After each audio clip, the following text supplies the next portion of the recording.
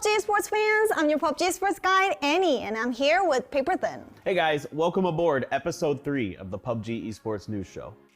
In the previous episodes, we have covered PCS qualifier news mostly, and then we found out that a lot of fans are curious about what PGC top 4 teams are doing these days. Yeah, exactly. So today, let's take a look at these top 4 teams and see what they've been up to recently.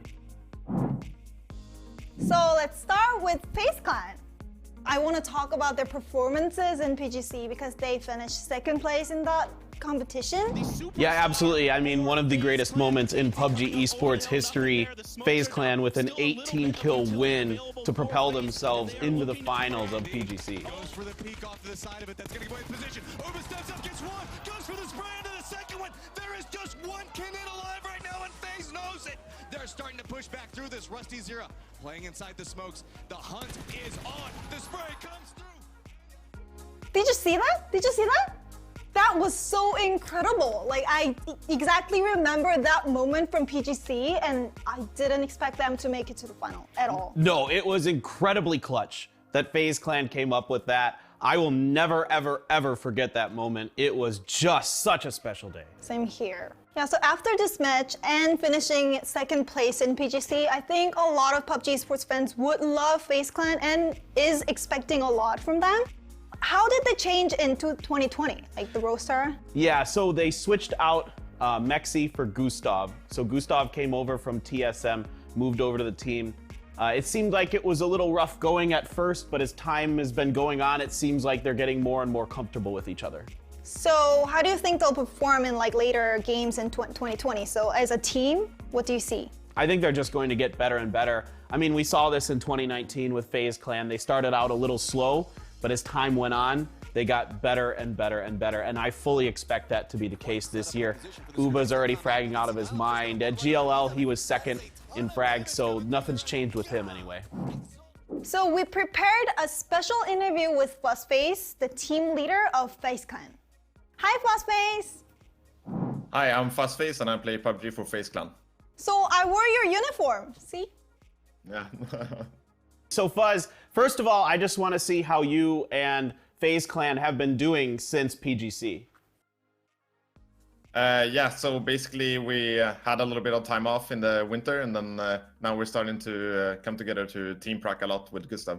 Yeah, so tell me about how that's going with Gustav. I felt like we needed something more of ideas. We needed more ideas to come into the table, really, because before it was, I felt a little bit stranded sometimes, and Gustav brings that extra edge where we just have more ideas come to the table and more things to happen.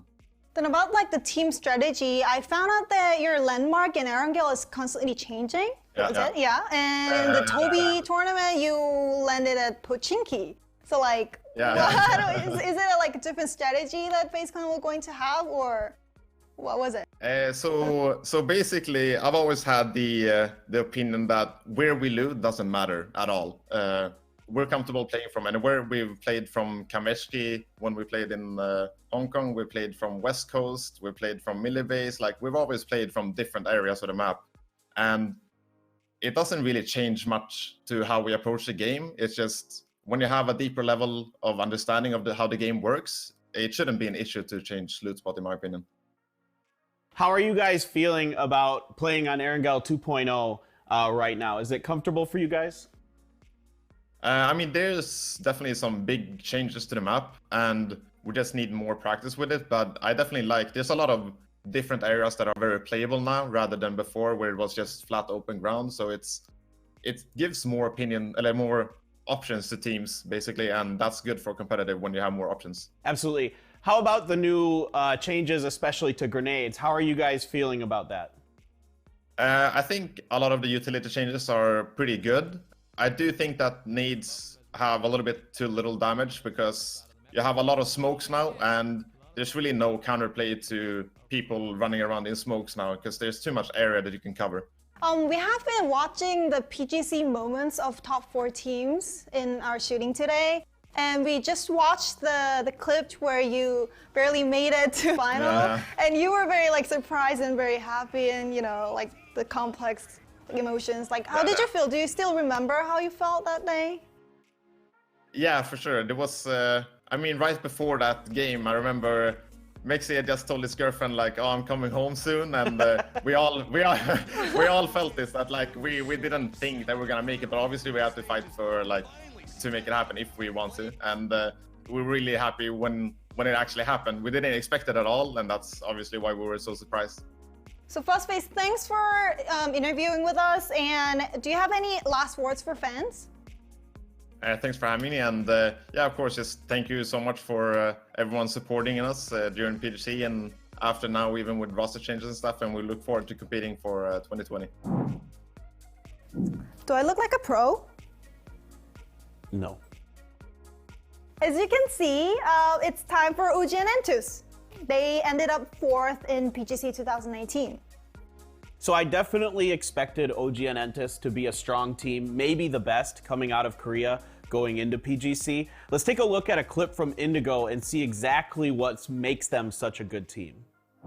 He's got a little bit of a divot to work with. Indigo finally arrives, denies 1, 10 kills. Can he make it more? And there he goes. It's K-Mine against Indigo. It's not over yet. Indigo, 5 bullets. He goes for the reload, and K-Mine has a second to breathe, but just a second. Indigo scanning the horizon. K-Mine makes the peak. Oh, it's Indigo! So Indigo was this close to losing, but then he won and achieved 2 consecutive chicken in Miramar. Indigo showed very good performances in PGC 2019, but then this team is very well known to be the well-balanced team. Yeah, they are extremely well balanced. They are all very good players. The problem for them has been lack of firepower. But recently, Under went to this team, and I think this will ensure this team with the power because he is one of the best attacker in PKL last year. Yeah, absolutely. This is a guy that's going to average around 1.2 to 1.3 KDA per season, so he's a very strong individual player. In fact, at the PUBG Miracle Weekend, he was the top damage dealer for ENG and Entus, averaging around 243 damage per match, so that's pretty strong. Yeah, so I think they're doing well these days with Under, but then they ended up 5th in PUBG Miracle Weekend, which I expected more than that. And even in previous matches, like global matches, they didn't really do well. Like, why do you think they're doing not that well? I think to start off with, it was just trying to work with Under, get him in the right spots on the team, find out where he fits. Now we're starting to see that come together. They did pretty well at the PUBG Miracle Weekend. However, they struggled early on in Pachinki again. I feel like Pachinki just isn't working out for them on the international stages. They abandoned Pachinki after the first day, which I think was really smart, and their results improved after that. Genji announced that Inonix is joining the team, but then there was this 3v1 from Loki. This was them asserting that they are the best team in the world. I would definitely have to say Forever's heroic chicken dinner by himself. 4AM is continuing to bolster their roster. Hi, this is your PUBG Sports Guide, Annie, of Weekly PCS. PCS Charity Showdown finally kicked off last week. Hope you guys enjoyed events. I can describe the last week of PCS Charity Showdowns, and it was the rebellion of underdogs. Strong teams, as well known, kinda struggled from all APAC, Asia, and Europe regions since unexpected teams topped the list. APAC region made a start of PCS Charity Showdown on May 14th. Myth, consisting of Thailand superstars, got on the top for the first day, showing off their strong performances. On the second day, Archangel Predator, the only team from Philippines, showed their strength from a tremendous rise. Archangel Predator played PUBG professionally since 2018 and did pretty well in regional leagues, but they had no chance to compete in global events. However, they showed their strong performances and possibility in the global scene, earning 68 points with 3 chicken dinners in one day from their first global event.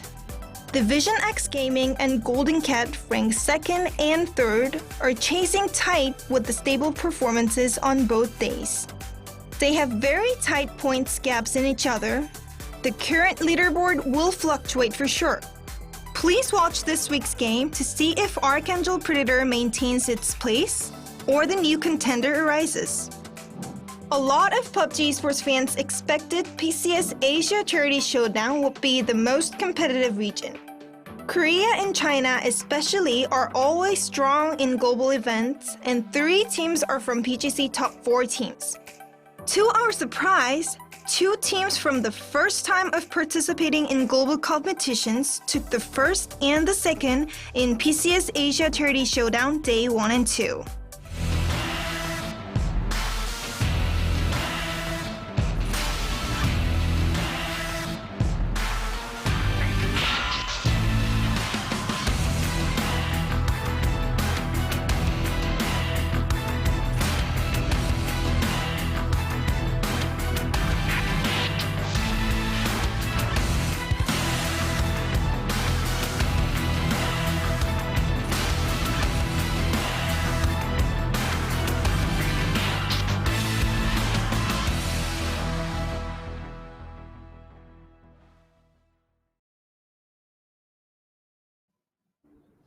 Ladies and gentlemen, welcome to the PCS Charity Showdown, day number 3. We're in the second leg of this epic brawl saga. I'm HusKKiee, and joining me to bring you guys the action is of course none other than Play of the J. Thank you, HusKKiee, and welcome, ladies and gentlemen. We are hoping that you're going to be nice and excited here for the second half of the PCS Charity Showdown. We already had 2 grand spanking days last week, and now we're going to be having a further 2. So let's just have a quick look here at our schedule for the rest of the tournament. So, as mentioned, we did already see day 1 and day 2, where all the top teams from the APAC region were duking it out. And now we're going to be having our third day here on the 21st, as this Saturday is going to be closing things out. And of course, this is the overview of the prize money: $200,000 in total, $100,000 for participating teams, and an extra $100,000 for the winning team to be donated to their selected charity. Yeah, so with that, we are again going to be having Miramar and Erangel, but we are going to be weighting it a little bit more to the Miramar side of things today, as we're going to be kicking things off with 3 rounds in a row. And of course, the point system you all know and love is going to be giving us a nice taste of action here for all these teams. And yeah, I think we haven't been disappointed this far. And look at the leaderboard as quite tumultuous, I think, last week, right, HusKKiee? Yeah, I think day number 2 was probably the day where Archangel Predator stepped up. Day 1, kind of in the middle of the pack, we were putting a lot of emphasis onto QC4 Horseman, Golden Cat, Division X Gaming, also a bit towards Fury Australia. But when day 2 rolled around, Archangel Predator woke right up and they made everyone their prey. 3 chicken dinners, and just generally a top 10 placing throughout all 5 rounds. Yeah, I think they really went ham on day number 2, as we've seen a whole bunch of different teams really take the top spot. Myth on day number 1 in particular, I think that they were proving to be very strong, but they came out of the gates flat on their face on day number 2, I dare say. And yeah, they haven't looked back since, and now they've dropped all the way down to that 7th placing here. And we've seen different teams here which are usually a little bit more consistent on this kind of stage, which have kind of fallen a bit short or just only been able to get 1 or 2 good results. Divine Esports comes to mind. They did manage to get the final chicken dinner on day number 1, but we haven't seen from them what we tend to expect from the Vietnamese powerhouse team. Yeah, and the lone Indonesian squad was also stepping up. But before we get into that, here's something for you guys. The PUBG Southeast Asia Series registration is already available right now. And all you guys have to do is to log on to pubg.geekevents.asia. Do sign up. It's only available from 21st to 25th of May. With a maximum of 64 teams from 3 countries: Singapore, Philippines, and Malaysia. Book your spot right now and just show the world what you've got on the battlefield. Yeah, and so that will kickstart things for our second competitive cycle here for PUBG PC, and looking forward to seeing who is going to be the competition to come and rise through the ranks there. So exciting stuff, guys. Don't miss out on that opportunity there.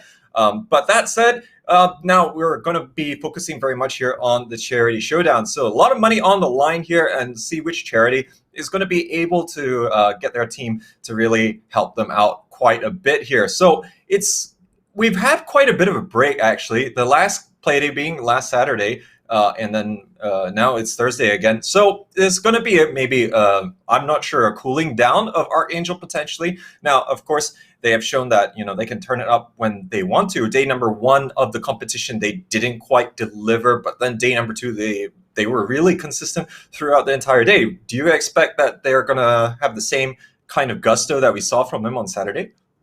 Yeah, I hope that they keep that momentum, and I'm confident in Archangel Predator to still have that stride to carry forward this prowess. But I think a lot of people are also interested in Myth. They want to know if Myth can recover from a pretty lackluster day 2. Round 1, they were the first team to get knocked out. Round 2 was the same as well. They generally had a bottom 10 finish in almost all of the rounds. So they also are not seen to be really comfortable, especially on Miramar.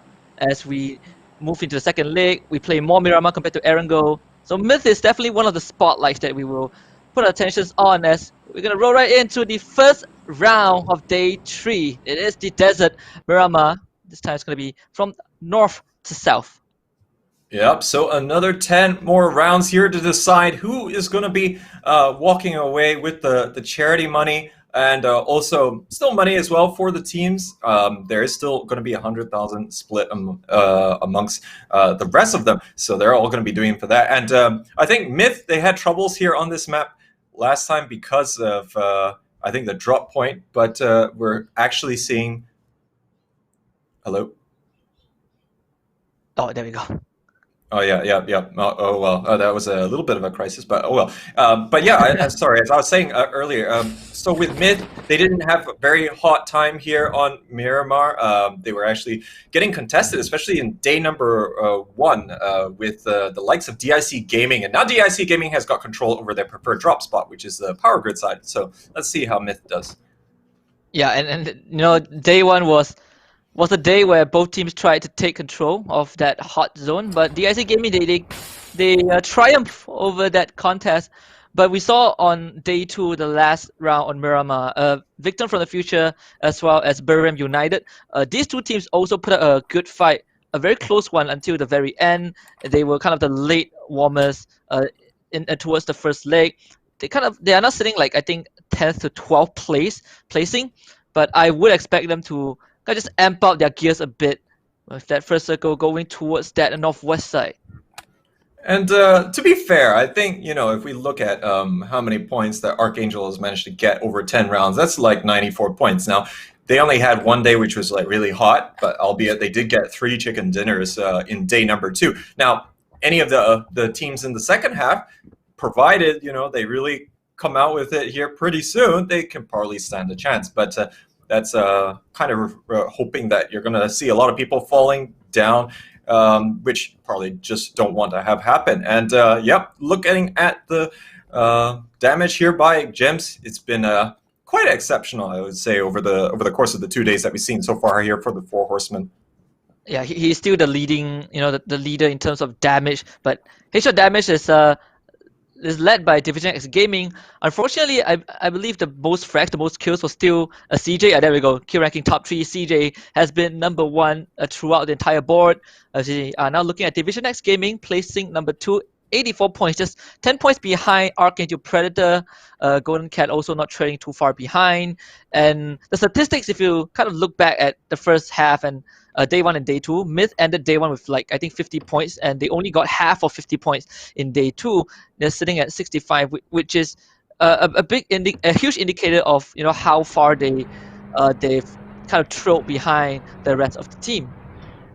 Yeah, definitely falling far from the example that they set in day number 1. But let's see if they can pick things up. Archangel, I would say in day number 1, they were okay, but they were only like a mid-table kind of performance there. But I think historically, they are, of course, one of the ones to watch.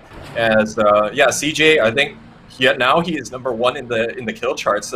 We did see quite a few other people taking their place there, quite a bit there. But yeah, it'd be interesting to see if Division X Gaming can continue to build as well, because I think in day one they managed to get a reasonable number of points. It wasn't too off, despite the fact that they didn't get many top 3 placings. They only got the 2nd placing maybe in the first round. But then in day number 2, they did manage to get a chicken dinner, some decent number of kills.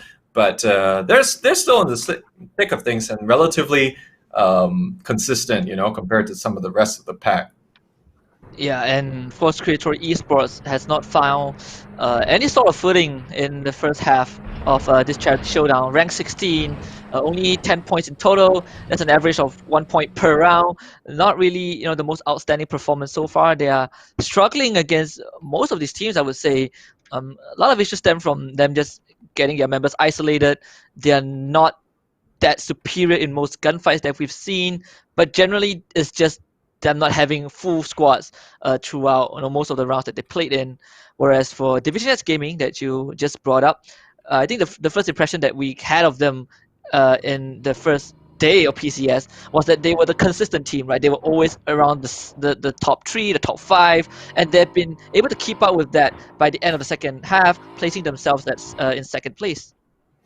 Yeah, so I think it's going to be something that they can continue to build on. Now, Division X Gaming, together with Myth, they're actually invited teams here for this charity showdown. So how most of the teams qualified here is placings in their own respective leagues. So they are definitely looking to continue to prove that they deserve to be here regardless of how they finish in those ones. But of course, they are traditionally very strong teams. And coming back to this game, as we've been analyzing the leaderboard for quite some time, it's actually going to be closing here on this phase 1. Already teams going to be in that rotation heading towards that northwestern side. It's currently not too much in the way of altercations thus far, as still got everyone alive. Yep, and so far I think the teams like Atletico and Fury Australia, probably one of the 2 teams coincidentally from Australia that likes to play on the outer ring, on the outer circle. We have not caught sight of them just yet. Hopefully we will pretty soon. But QC4 Horsemen is also the team that highly contests gunfights, right? They were involved in a lot of those heavy fire conflicts. They were always in the thick of things, and they were able to hold their ground for a pretty long time despite 3rd and 4th party intervention, as CJ just literally going to roll into sight of Daytrade. The Predators spawning their opponent. CJ is going to unload a bunch of mags, but not able to get anyone out. But Kausto getting down by Flash, so Archangel Predator are forced into this early gunfight that they don't want to be in. Maybe not able to land his shots, and that would give away his position to CJ just for a bit, as these 2 players would play a ring around the roses around that building. Oh, he jumped the gun a little bit too much, quite literally, as CJ, you're the leader in terms of kills is going to be the one that you're going to have to fight with, and that's not one that you really want to have to try and deal with. Daytrade does have the upper hand to a certain extent here, of course, because they did manage to take down Kalps in rotation there, but now CJ has got himself just that rusted car. Still trying to, he's actually in the building. He managed to get down Matey after he is playing whack-a-mole, and it looks like the mole is going to get squashed right there. Yeah, super unfortunate for Matey. He had the rusty car, the frame of the car as cover, but not enough to escape the onslaught of CJ, as CJ just lands every single shot. And now it's going to be pretty tough, as Archangel Predator, they do lose Cups. It's going to be a 1-for-1 trade. Mad Dog not able to resuscitate him, as they are caught in the crosshairs of Daytrade. So both teams will exchange 1 members, and this is good news for Daytrade, because they were able to kind of cripple the front runners early on, and they're not looking to let their firepower down. Yeah, that's true. But I think I don't think that it's going to really hamper Archangel too much. It's just very much whether or not their group fight or team fights are going to be on point or not. That is usually what wins them these games. Of course, they take multiple big engagements just to get to the wins that we typically see them get. They're not short on kills. They're not always excessive, though. It just shows that is very much prioritizing on the positioning rather than actively looking to take fights, you know. But those teams on the lower half of the table, they're probably the ones that need to do that because they need to really try and make up some of the difference here. But day trade, they're not going to feel too bad about that. Here's being the start here could be them moving up, as does the circle all the way above La Cabrera. Oh, this is going to be an interesting one, as most of the teams are now caught outside the circle. No one has really taken control, of the inner state just yet, as La Cabrera is the only kind of urban area that the teams would want to be able to have territorial advantage over. Division S Gaming is still the only team that is inside the blue zone. It's going to be a long journey for them. Myth just going to cross shoulders with Divine Esports. It's pretty much they're just going to let each other pass by the fields. Generally, you want to rotate into the center of the safe zone at this point of time, especially when they're outside in rotation. As Kaluza will start to unload his first mag, it does clip Divine Esports with a bit of damage onto Nicky's, but it's a scratch. Yeah, it's only going to be able to hit him once, and everyone's moving just straight. They're not moving around too much because they know that there's not going to be very many teams in this northern side, but they're just going to start having people taking residence here in the form of mid. They are shooting at Golden Cat right now, and looks like HusKKiee is going to be able to take down Gems, and that's 4 Horsemen going to be in trouble. The Vanguard here is going to get absolutely blunted, and now they're forced to rotate around the side, but it's the second player going down, but it's going to be Victim from the future here who's going to get in on the action, and 4 Horsemen is now down to just 2 left. Yeah, literally ambush on top of the mountain, and it's so unfortunate. Australia and Indonesia working in tandem, taking out 2 of the frontliners for QC4 Horsemen, and now Swit is literally caught in the middle of the terrain. And Victim from the future, they know their RDK boss, and RDK boss is Enman. They're ready to probably find a better angle to shoot him down. QC4 Horsemen pretty much stranded at this point.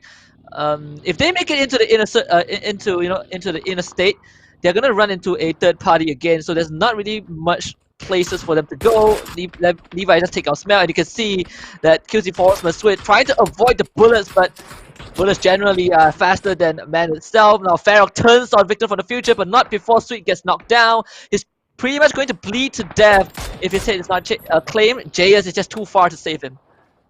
Yeah, this is tragedy here for the Thai squad, as the Jayers is really going to have to try and see what he can salvage from this game for his team. But he's still got a lot to do, and he's still under fire here. Luckily, the motorbike going to be tanking most of the damage here, but he does actually manage to find a spot for himself. Myth here going to finally rotate out of that crater field's positioning that they had as they're looking to meet up with Duckmans. He's going to be a little bit further towards that northeastern side, but there's going to be quite a bit of presence from teams in La Cabrera. Divine Esport also going to be raining on towards the hillside here of the crater.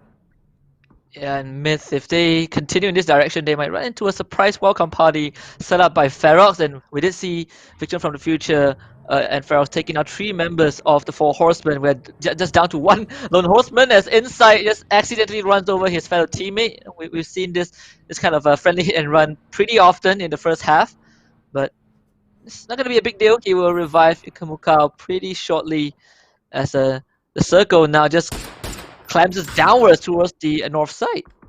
It's just juking around here. Farrokh and Golden Cat going to be quite happy with it, but this is going to be forcing all the northern teams to compress a little bit, and that's not going to be too ideal for them. Myth here going to be stuck on the side. They are still quite central, so they don't have to move too much. It's just that any teams trying to get a better position themselves probably going to be shooting Myth in the back. Up on the top here, Farrokh has got a great position. Cozy going to be leading the way here. Now, they didn't quite get going in day number 1. Day number 2 is a bit better here for Farrokh. Let's see if they can continue to build on that. I think looking at their Aussie counterparts, Fury did manage to get the better of the games that we've seen in the first half as well, especially in day number 2. Suiso has yet to get himself a weapon, and it's already the 3rd phase, so slightly unfortunate for him right there. Probably dropped because they dropped in a more isolated, desolated area. Not too much equipment, so you're just gonna have to bear with his bare fist for a while. As you can see, Division S Gaming taking a lot of fire, which does down NBK. and that's pretty much a dead member for Division X Gaming. Yeah, the hazards of the rotation phase here as starting to see the next one closing in already. Fury's going to get spotted out a little bit by Linksy and the rest of Atletico. Now, they do have the hard cover to work with, but Zoidmate going to be quite close to Insight from the looks of things here. Yeah, I think he's going to be a little bit on the close side. So the two Aussie teams could be opening up here. Right now, they are aware of each other's presence, just not the exact positions. And that's why they're spread out in a line there, just to try and prevent them breaking through the lines and getting some good flanking positions going. But we're going to see Fury starting to still congregate there. They are taking a bit of the long-range fire, so could be a little bit dangerous if they are going to be exposed. But I think they're kind of aware of the long-range threats here. They're not going to really be allowing things to go in. I mean, now since it's Phase 3, probably not going to be seeing too many teams surprisingly on their doorstep. Yep, stage phase, you just make a long rotation past Division X Gaming, who have taken refuge, at least for now temporarily. We have to wait until see where the Frost Circle goes. Ikambuka will start things out with a molly straight into the building. And Extreme hiding at the corner will not be tagged, and Linksy with the support fire will take down Ikambuka, so Atletico still gets the first shot in. Down one member, the grenades will bounce right past Linksy. There's a Fury Australia, and Atletico will now be certainly locked in combat, as Grumps will steal that kill away from Atletico from afar. Third-party intervention against three Aussie squads will now be locked in a tri-way conflict.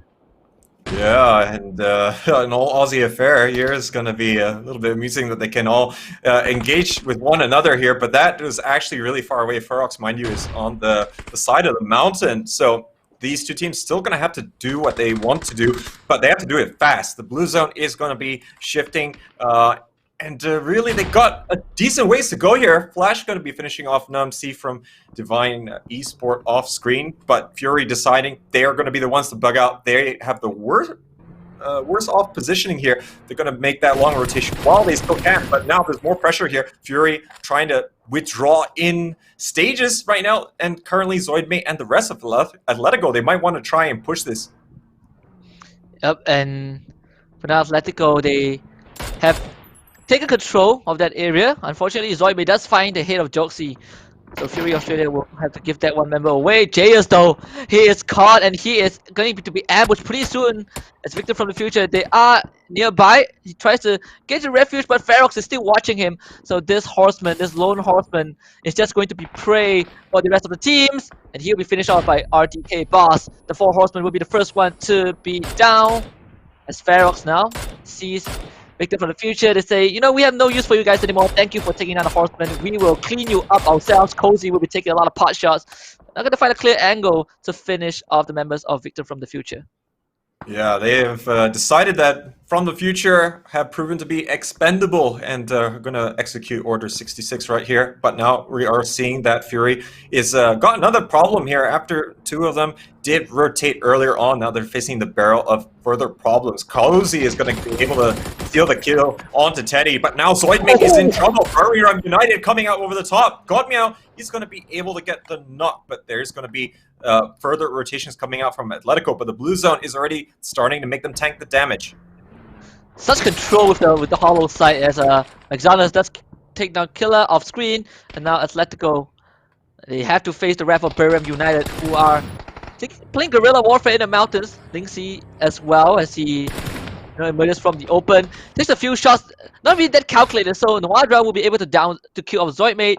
Ferox decides to join in this affair, but it's between them and Creatory Esport at this point, as Kaluza is down Ronan off screen.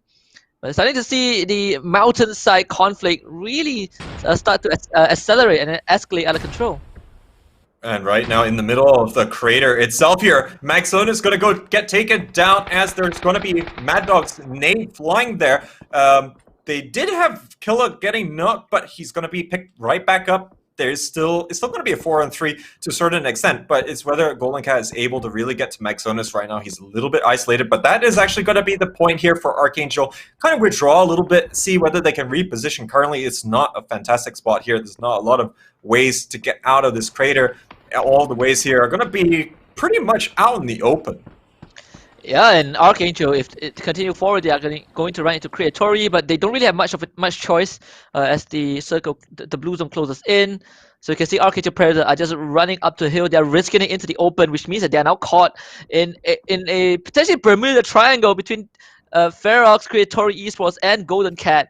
So this 3-man squad is not going to have a good time moving forward unless they somehow find a way to control one of the areas.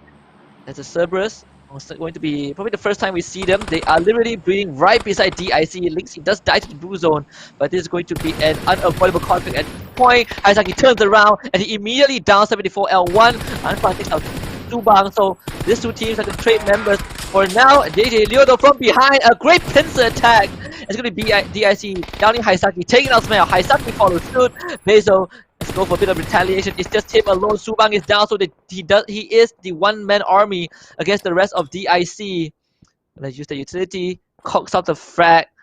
It's gonna buy a bit more time for him to potentially revive Subang, but it's JJ Liu with his own frag to finally kill Subang.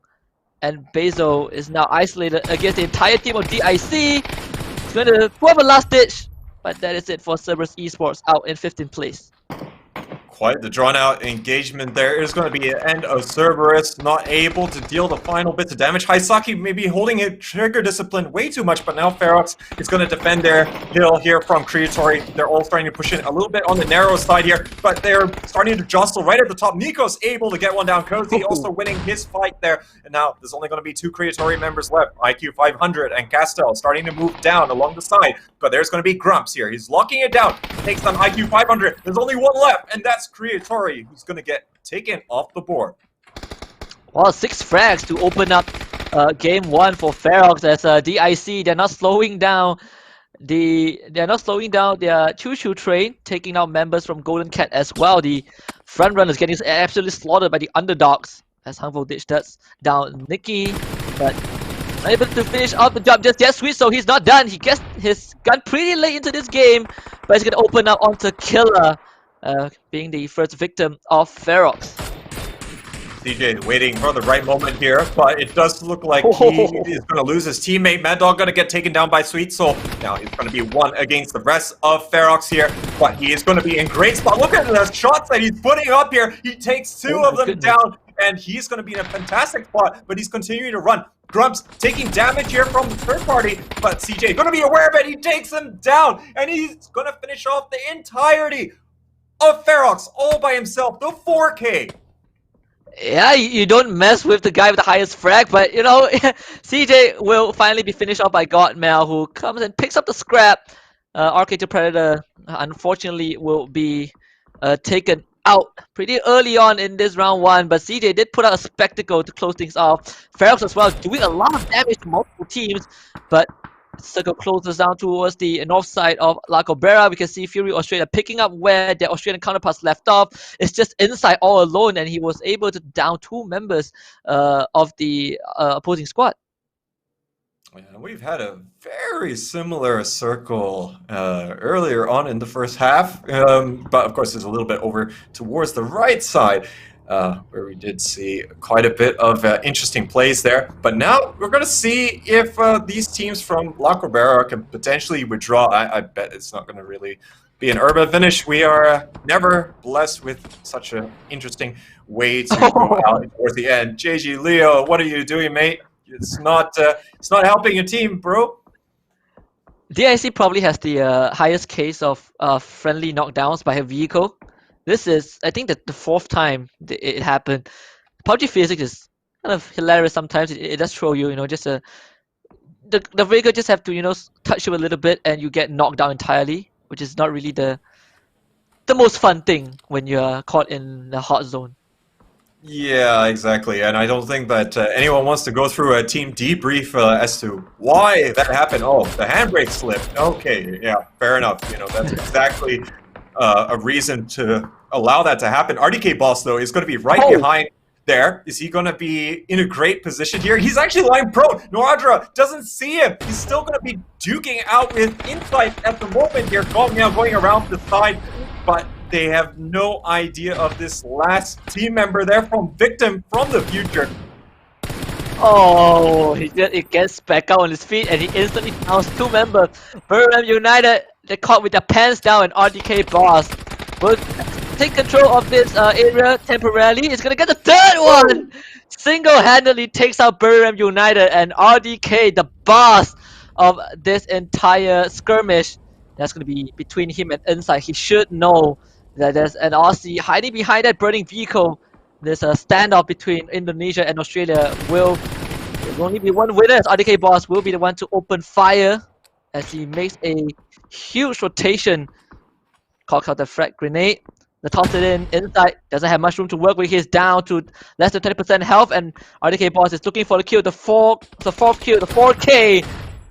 And it's just perfect execution. RDK Boss eliminates both Fury Australia and Birmingham United.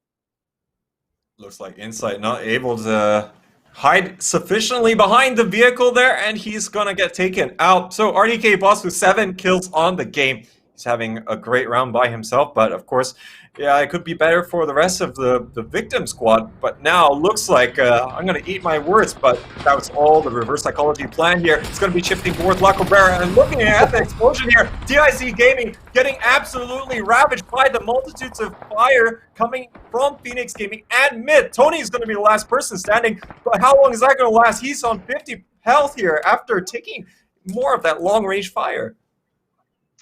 Well, DIC Gaming forced to drive through a toll that they cannot pay for and lose 3 members.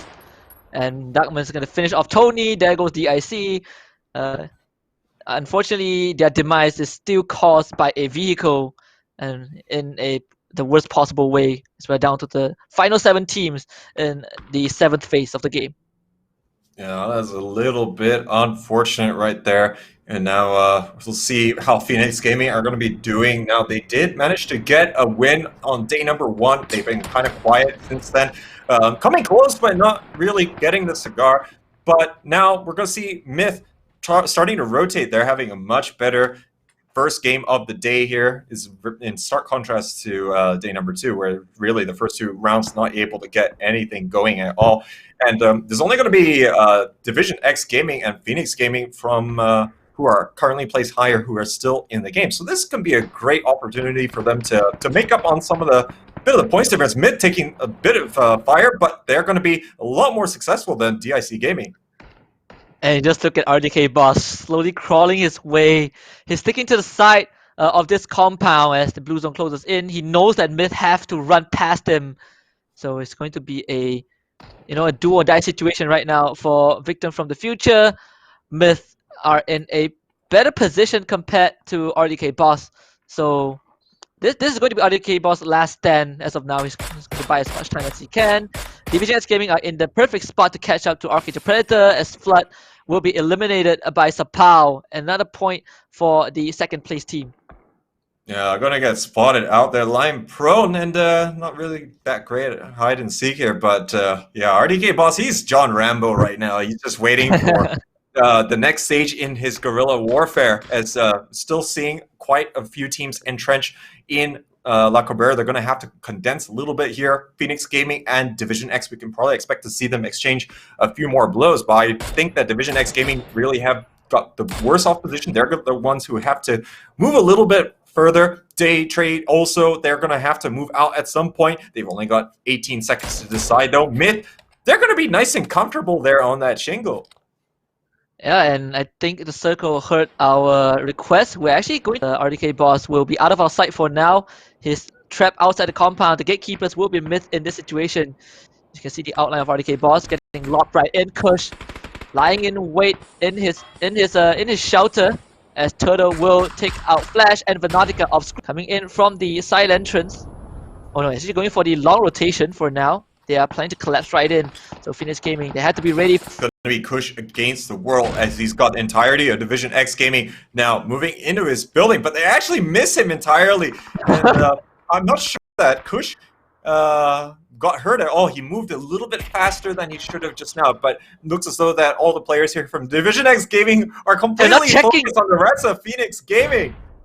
They're not checking that one room for Kush, and Kush is just giving out information to the rest of his team. Maybe Division X Gaming, they're still walking past him, just Kush lying in wait. This is perfect for Phoenix Gaming. All they have to do is to keep Division X Gaming within that compound. Let them just expand those utility. Kush is gonna come for the ambushes. Look at him, he's ready. He's opened up one of the doors, watching the window. Here comes his frag grenade. Division X Gaming, they have no idea! That two-man down is Kush! Gets the cleanup, and suddenly Fergus was like, oh no, we are in a bit of a trouble. Kush is gonna lob in the last one. This one's gonna connect. Long K will be the first one to go, but Kush still has more. Merry Christmas, Division S Gaming. You're not gonna revive your teammates, and time somehow is down. And Hung Vo Dish will clean up the rest of Division S Gaming. They are out. Wow, and looking at Myth here, they're coming in here to spoil the party. They're going to be taking down Greeny there, and they did actually manage to get the last player there, but Kush with the place, man. I mean, that was real guerrilla warfare right there, and great way to prime the nade. You just saw that they didn't move at all. They didn't know what to do, but now Division Esport here is going to be able to spot out more of them. Myth here is going to be popping up over the top. They're going to take down Kush. Kush is going to be the one finishing off Duckfence though, but now it looks like Myth here looking to get even as Lucia is going to get the next one down. Homeboya is going to get another. There's only one left here. Dr. Logi trying to prime as many smokes as he can, but he's going to be in a bad spot here, and he's going to get mowed down. Homeboya going to be picking up another two. Well, Myth, they are forced to brute force their way in, and they successfully get past the barricade that is Phoenix Gaming. We still have Divine Esports, and Divine Esports around. Honboy has to take down Levi's and finish him off. 5 kills for Honboya as he eliminates Divine Esports. Myth somehow still in this game, and they're gonna finish off Day Trade. Myth, an absolute astounding bounce back after a horrible day 2. They get their first chicken dinner. Yeah, so Myth are looking hot like they did in day number 1, and they start the day hot as well to boot. So that's been an awesome round for them. I think, like, especially, taking it to Phoenix Gaming there at the opportune moment was going to seal the deal. But yeah, it's quite chaotic right there towards the end, but I think they still managed to come out with it. Divine doing a lot better as well, getting into the later stages of the game. Yep, and just like day 2, the front runners were taken up pretty early on, except for Division S Gaming. They managed to hold out until they got caught off guard by Kush. They'll probably get a bit of, they could probably look back at the replay and say, hey guys, I think we need to check every single room when we decide to storm a building. That was definitely a missed opportunity for Division X Gaming. Well, Kush definitely has one of the best ambush plays, but I think my favorite play from that game was CJ taking out the entirety of Ferox. Yeah. That was a real 1v4 scenario. But Archangel going out early. Now, they did manage to get a few points from the kills. I think they managed to get at least 5 kills, including those 4 kills from CJ. So we'll see how they're going to be holding things up at the top of the table. Myth is going to be closing things in for sure. And we've got another 2 more rounds of Miramar to go. Yep, and with that being said, game 2 is going to be inbound, but we'll take a short break and we'll see if Myth will finally be back to their front runner throne, and we look forward to Archangel and see if they can recover from this mediocre round 1. We'll be right back.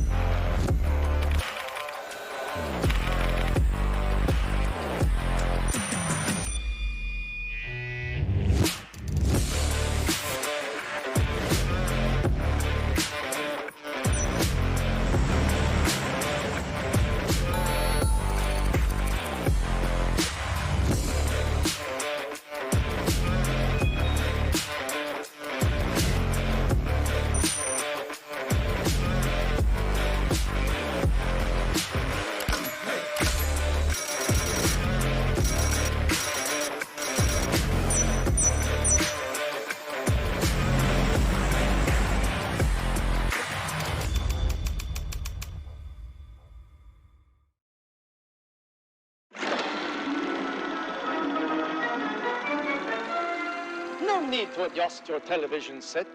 You are not traveling back in time. Hello there. I am Carl Johan Lind. Welcome to the Lind Corporation, where we are working on a revolutionary experience right here in Vikendi. This is Dinoland, the prehistoric park of the future. Children will be greeted by Alex, the lovable T-Rex. They can ride my Wonder Wheel. That's right, Alex. And eat at Cammy's Bistro. Yum, yum. Or ride on Tato's thrilling mammoth coaster. Oh, no. Don't be scared, Alex. All this and more is now accessible on the all-new Dino train. But Dinoland is just the beginning. The entire island will soon be a top-of-the-line resort. We'll have an award-winning winery, an out-of-this-world cosmodrome, and a spa. Dinoland, so amazing, you would rather go extinct than to ever leave.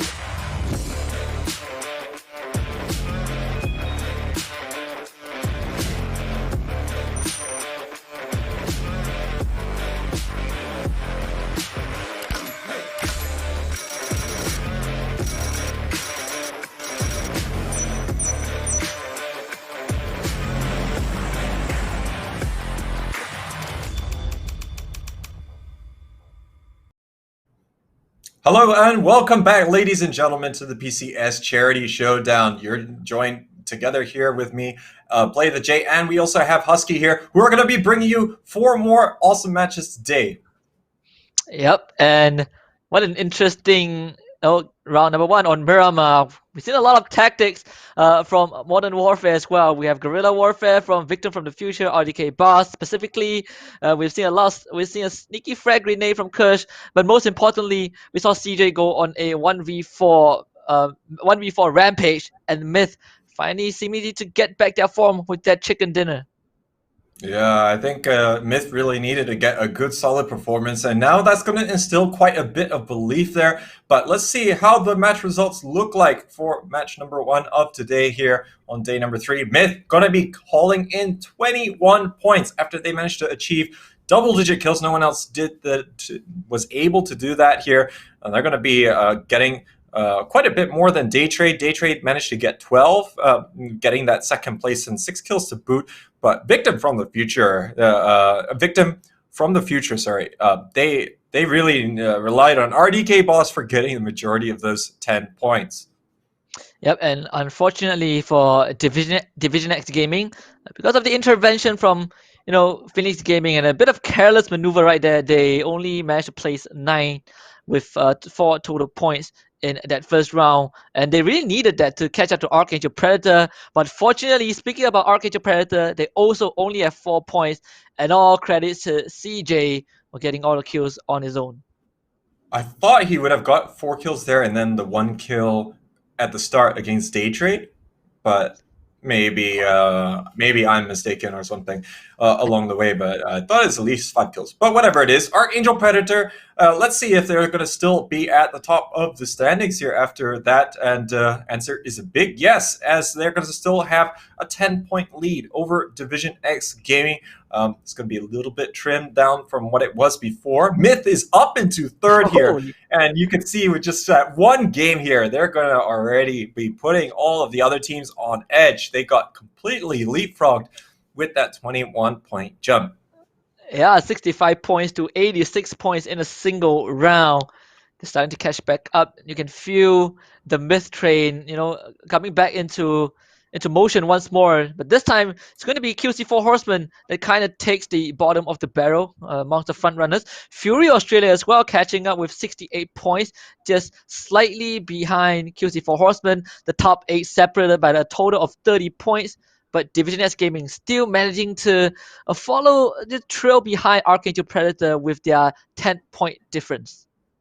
Golden Cat, maybe because of the name, they still managed to retain the gold color font here, but they're going to be dropping down to that 5th place. So we haven't seen quite a bit from Golden Cat here. I mean, they did manage to get basically 1 win in both day 1 and day 2, and it seems as though that they kind of need to get a little bit better of a pace going here. Archangel Predator, while they only managed to get the 4 kills there on the scoreboard, I think that they didn't look absolutely terrible. I think it's just looking at the circumstances of the game is a little bit awkward, the circles. I mean, you saw it jump basically to quite substantial extremes, up, down, up, down, up, down, and that really played it a little bit more difficult for some of these teams. And they had to fight in the middle of that crater there. But all things considered, I think we saw a lot of other teams stepping up to the plate, and I think that's what's going to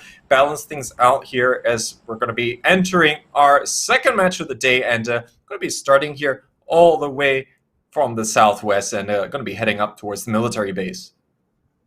Finally, a trajectory that doesn't start from the north. We're going to get a bit more interesting pathing from most of the teams, and I think at this point, at this stage of the tournament, most of the teams who are at the bottom 5 probably will have a super hard time catching up to top 10, but it still doesn't mean that the front runners can let their guard down, because we've seen these underdogs being the difference maker in the standings, where they get the kills, they take out the leaders, and they get the ambush. Victim from the Future was a good example in that previous round, where RDK Boss was manages to get a 7k all on his own as a lone survivor. But fittingly for Myth, who got first place, we're gonna lay eyes on Duckmans for now, as well as Minoru. They're gonna drop right down, but again, avoiding power grid at all circumstances. But I mean, that choice to go a little bit more differently in terms of the drop locations worked out for Myth in the end. They did manage to haul in the chicken dinner in the previous round. I think they made decent decisions when it came to the circle, and they were going to get fortunate enough for that. But now it looks like we're going to be heading again towards the northern side a little bit here in favor of Campo Militar. Still not going to be covering it, though. And surprisingly, we haven't seen a lot of circles towards that southern side, but over the course of today and tomorrow, we're going to be seeing a lot of Miramar that we didn't see in day 1 and day 2 to a substantial extent. Yeah, so far I think Erangel has the more diverse circle. We even seen some pretty funny ones closing, dividing, the safe zone between 2 islands. But here we go. It's going to be Golden Cat still in the top 5. But the rankings did change a bit as Myth takes third place. Unfortunately, Golden Cat, they were when at third place. They kind of swapped positions with Myth after that round 1. CJ still top of the leaderboard in terms of kills, but Honboya will be taking that second place instead. Yeah, so it looks as though things are going to be shuffling a little bit here. Now, Myth, while they jump into that third position, I mean, they still have got more than 10 points. They got 12 points to try and bridge the gap with Archangel Predator. So again, it's going to very much come down to the consistency, because there's just still not a huge points difference between a lot of these teams that when you still got 9 more rounds left to go here, there's still going to be a lot more you can do. But Subang here, it looks as though he's going to have to do quite a bit here, as Reality and Castel very much aware someone is in this compound. You can see already with the flashbangs coming out there, trying to scout them out, but they all have to do is probably just look at the fact that there's actually a smoke here where Subang is, and might be able to spot it out. HusKKiee is moving in here to try and catch any runner that might go down the hill just ever so unfortunately. Yep, Smell is also there to back Subang up. Pretty early expenditure of that utility. You can see now Reality and Castal, they realize that there's a lot of smoke. Smell burning furnitures in the building. They're going to slowly check as Smell will be trying to back up Subang before he goes down. Subang lying the way, pretty still as a doorknob. You just have to be careful. He's going to immediately spot out the members of Creatory, but maybe backout's not going to arrive in time. Subang managing to jump out to safety as Reality guns down Castal from the outside. So this is going to be a death trap for Creatory Esports. Castal not able to get out as the frag grenades will start to rain right into the building. Cerberus, they're gonna bite down and clamp their jaws onto Creatory. Reality now is isolated, but he will be bombed as well. That's going to be a confirmed 2 kills for Cerberus to start off round 2. It looks like finally going to be able to conclude that one here. So Reality and Castel kind of fumbling a little bit there, and enough time was expended there for the rest of Cerberus to get in on the action. So again, not the best of starts here for Creatory, and we're going to have a early package here for Noradra. Not sure whether he took the M249 or the AUG, but right now he's using an SLR. We can't see his other weapon, but he's definitely going to be getting that ever so loved pair of level 3 gear. So Noradra are going to continue moving up northern side here, see whether he can locate a better spot. There's going to be a reasonable chance that you can still run into a lot of the ideal compounds which are not completely occupied just yet. Divine also going to be in that early rotation, and really just moving a little bit earlier than everyone else on Miramar, quite normal, especially when you don't expect most of the teams to already be inside it. Oh no, 1405. He's caught up by Butchers in as he drives by that building. But he has to get out alongside IQ 500. If they get taken out in this rotation, there goes Creatory's chances of ever being able to play it round 2. They just have to brave the storm and drive to safety. Flash will also wade in alongside his fellow teammate. Maybe on the other side, there's just a third angle where Creatory will just caught off guard, and this time they are forced to fight at least. So Daytrade managing to lock Creatory in a bad spot, which is just down IQ 500 and is down to 1405. I don't think there's much chance of him surviving as well. The lone survivor of Creatory Esports caught out on all 4 angles, and he would just be a training dummy for day trade. Putra is missing quite a few shots there, not able to put the finishing touches, but Meiti is coming around from the northern side. Flashbangs going out here, just going to continue to make this as difficult as possible here for 1405 to try and survive. The vehicle going to get taken down right there, and Flash moving in from the other side. The flanking shots from above and below is going to be there, but the smoke finally coming to 1405's rescue, but only for a moment there. And Creatory, it's going to be the first team to get eliminated here, and I really want to say again, but it kind of feels like this is the trend that we're tending to see more often than not. This is just super unfortunate for Creatory. They did not want this to happen. Well, Joxy are gonna have fun with that. Minoru will get ran over by this buggy. So we're finally seeing a non-friendly hit and run. Joxy will be happy with that. But Creatory is just a totally unfortunate event for them. You can't really get mad at them for that one. They botched the first ambush and they got ambushed themselves. Absolutely. I mean, that's all fair, you know. It's just, yeah, you don't want your teammate who's on a probationary license to go anywhere close to your body. But now we're seeing that God Meow going to be raining down here. Nikki is going to have a little bit of coverage, but not enough for his vehicle. So now it's going to be a little bit static there. But Norandra is also going to be getting some nice crossfires going here. And Divine just have to be ever so more careful to try and protect their vehicles. They still want to try and use it later on. This is only phase number 1. They could still expect to use their vehicles quite a fair bit. Usually you can keep it until at the very least the mid-game. And I think, of course, with Miramar, there's just not a lot of cover, so you really do want to try and retain those for the late game if you can.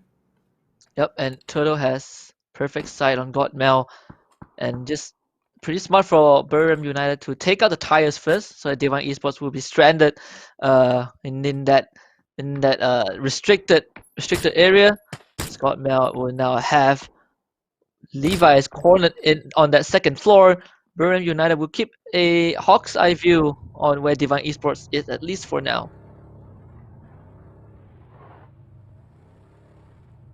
Atletico getting to the warehouse.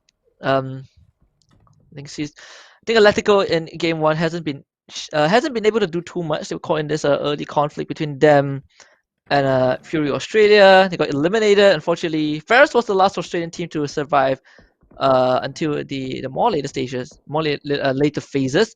But as the circle closes down, we're going towards the northeast. First time on Miramar that we have a circle of this sort, but most of the times the teams are just caught out on the edge of the circle and we're forced to rotate right in. We have small cities and small urban places for some of these squads to take refuge if they make it there earlier, but generally it's more going to be a very mountainous terrain for these teams to fight for control. Yeah, this map is always an ideal gold rush type of situation when you got these circles shifting the way that they are. So we're very rapid pace here. For day number 2, we're seeing a lot of shots here landing onto the rotation coming out from mid. Currently, Duckman's under a lot of fire. Minoru is already down for the count here, so there's really just not a lot to work with. Homeboya is going to be able to have some of that long-range fire, but Division X Gaming seemingly got him absolutely pinned down. I don't see how Duckman can really get out of there, but he's at least moved away from the vehicle because he can see that there's going to be very much within that frag grenade range. Fergus still looking out for the coverage that's coming from behind Duckman's as seemingly slowly getting into a better way. Homeboy is going to be tanking a bit too much damage, but they might have been able to do it just enough here to save their teammate. Unfortunately for Minoru, he has not been playing PUBG for this past for the round 1 and round 2. The first one to be taken out in both matches. Pretty putting Myth on the back foot from the get-go, but at least they were able to get out of that sticky situation. Division X probably have them pinned down for a period of time. They were forced to expend a bit of utility. They lost one vehicle, but Escaluzia does manage to salvage that one truck. As Honmoya will temporarily split from his team to scavenge for more resources. Subang does down JJ Leo, but JJ Leo gets run over by his own vehicle after disembarking from that 4-view. So unfortunately, Yeah. it dies by its own hands.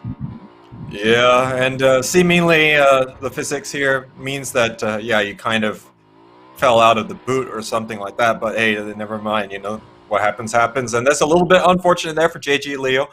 But now HusKKiee is going to be having a little bit more vision, a little bit of late rotation from Cerberus, as going to be again quite of the normal strategy that you see from the teams. But of course, we did see them engage a little bit earlier on with some of the creatory members. So we could probably expect to see them being satisfied with that. They're just trying to watch their flags, see if they can catch any other teams trying to go for this quite northwestern type of rotation coming out here. As for Horsemen, going to be moving further north on foot. Now, there's going to still be a little bit of a scattered presence here from Buriram United, who don't really have the best of vantage points. Konaxi down at the gas station, not really offering a lot of line of sight into the surrounding areas, but at the very least, the Thai team have hedged their bets by being a little bit more spread out. But this is already coming towards the end of Phase 2. You want to try and consolidate whatever territory you can, but likely they're going to time it with Phase 3. Yep, and Day Trade, they actually placed second in that previous round, which probably quickly fell off the radar of most people as they are still in the bottom half of the standings. They didn't really get much frags, just being able to consolidate their territory within the safe zone until the very end. Not able to out gunfight Myth, but still something to shake out the standings. At least, as I say, that Puchius does have a clear angle on one of the members of, I believe it's going to be Myth. It's not. It's going to hold that trigger finger for now. Darkmans has his back turned and it's going to be shot at, but Puchius needs to land his shots a bit more. He's missing all of them, and Darkmans will be able to drive away. Yeah, he waited for him to get back in the vehicle as well. So, yeah, he pretty much missed a sitting target, quite literally. And now Racine Putres going to continue to rotate a little bit here as the rest of Myth trying to get into a bit of a better position. Cerberus, all their hard work going for that rotation all the way around the northern side. They're going to have to come all the way back down. And got a little bit of stun action here for Duckmans as he's looking to continue to move on. He's already wrecked one car. Well, I mean, he had help, but yeah. Well, I guess that buggy's not going anywhere this time. Not enough horsepower to climb this mountain, and he'll be forced to traverse the rest of the terrain on foot. Archangel Predator still pretty quiet in this first 3 phases. We have not seen much of them. Round 1 was pretty fast for them. CJ was the Rambo of the team, but for this one, they're playing at least for now a bit more conservative until the later stages of the game, just trying to get as much resources as they can. Archangel Predator seemingly back to how they were on day 1, where they displayed a slightly more passive playstyle. Well, I think the passive playstyle is okay when you don't run into unexpected fights or lose your players. Calbs did die first in rotation, and they weren't all together. That's why it took a while for CJ to get the trade onto the other day trade player. But for now, I think like Archangel, they usually excel when it comes to the team fights. So if they lose players unexpectedly in maybe the first half of the game, that's usually where the downfall arises. All things considered, you can always have a little bit better or worse luck, but they are at least going to be generally consistent when it comes to those kind of engagements. RDK boss is really enjoying the sight of, eyeing on Anquan. Didn't fire a single shot. He popped the energy drink just to probably relax a bit alone, have some me time in that building as the blue zone closes in. So you can expect him to depart from that structure pretty soon. Cerberus Esports with a pretty explosive starts will now drive straight in, but they'll be in line of sight of Buriram United. You can see on the map, Eddie will be opening fire on Basil, so HusKKiee will also stop down. The circle closes into an literally open area beside the highway. But it's going to be Eddie just taking as much shots as he can on to smell. That's 3 vehicles Buriram United forced to stop because of those gunfires.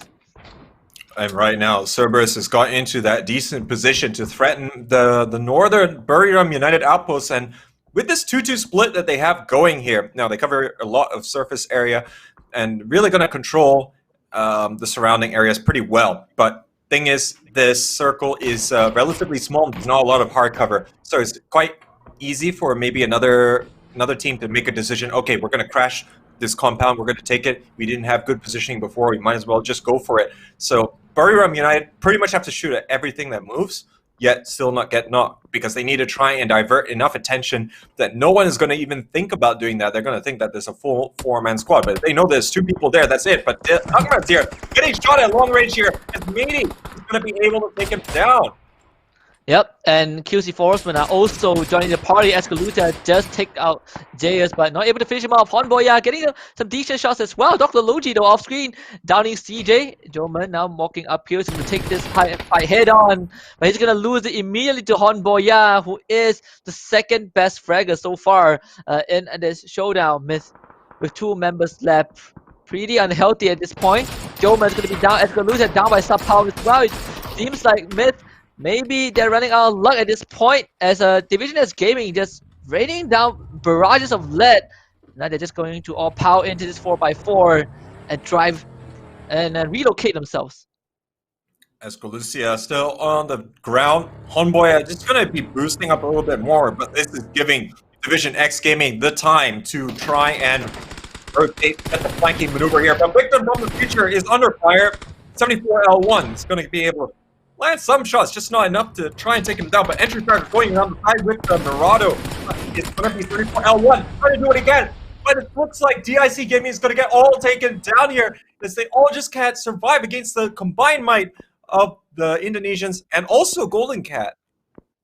Yeah, and it seems like off screen, Architecture Predator not really having a good game. The Australian now joins, puts them on the bounty list, as Sapa will finally finish off Escalucia. Hornboy gets down, killed off by Turtle as well. There goes Myth. They had a good round 1, but round 2 was treacherous for them. See off screen, Ferox still kind of fragging out.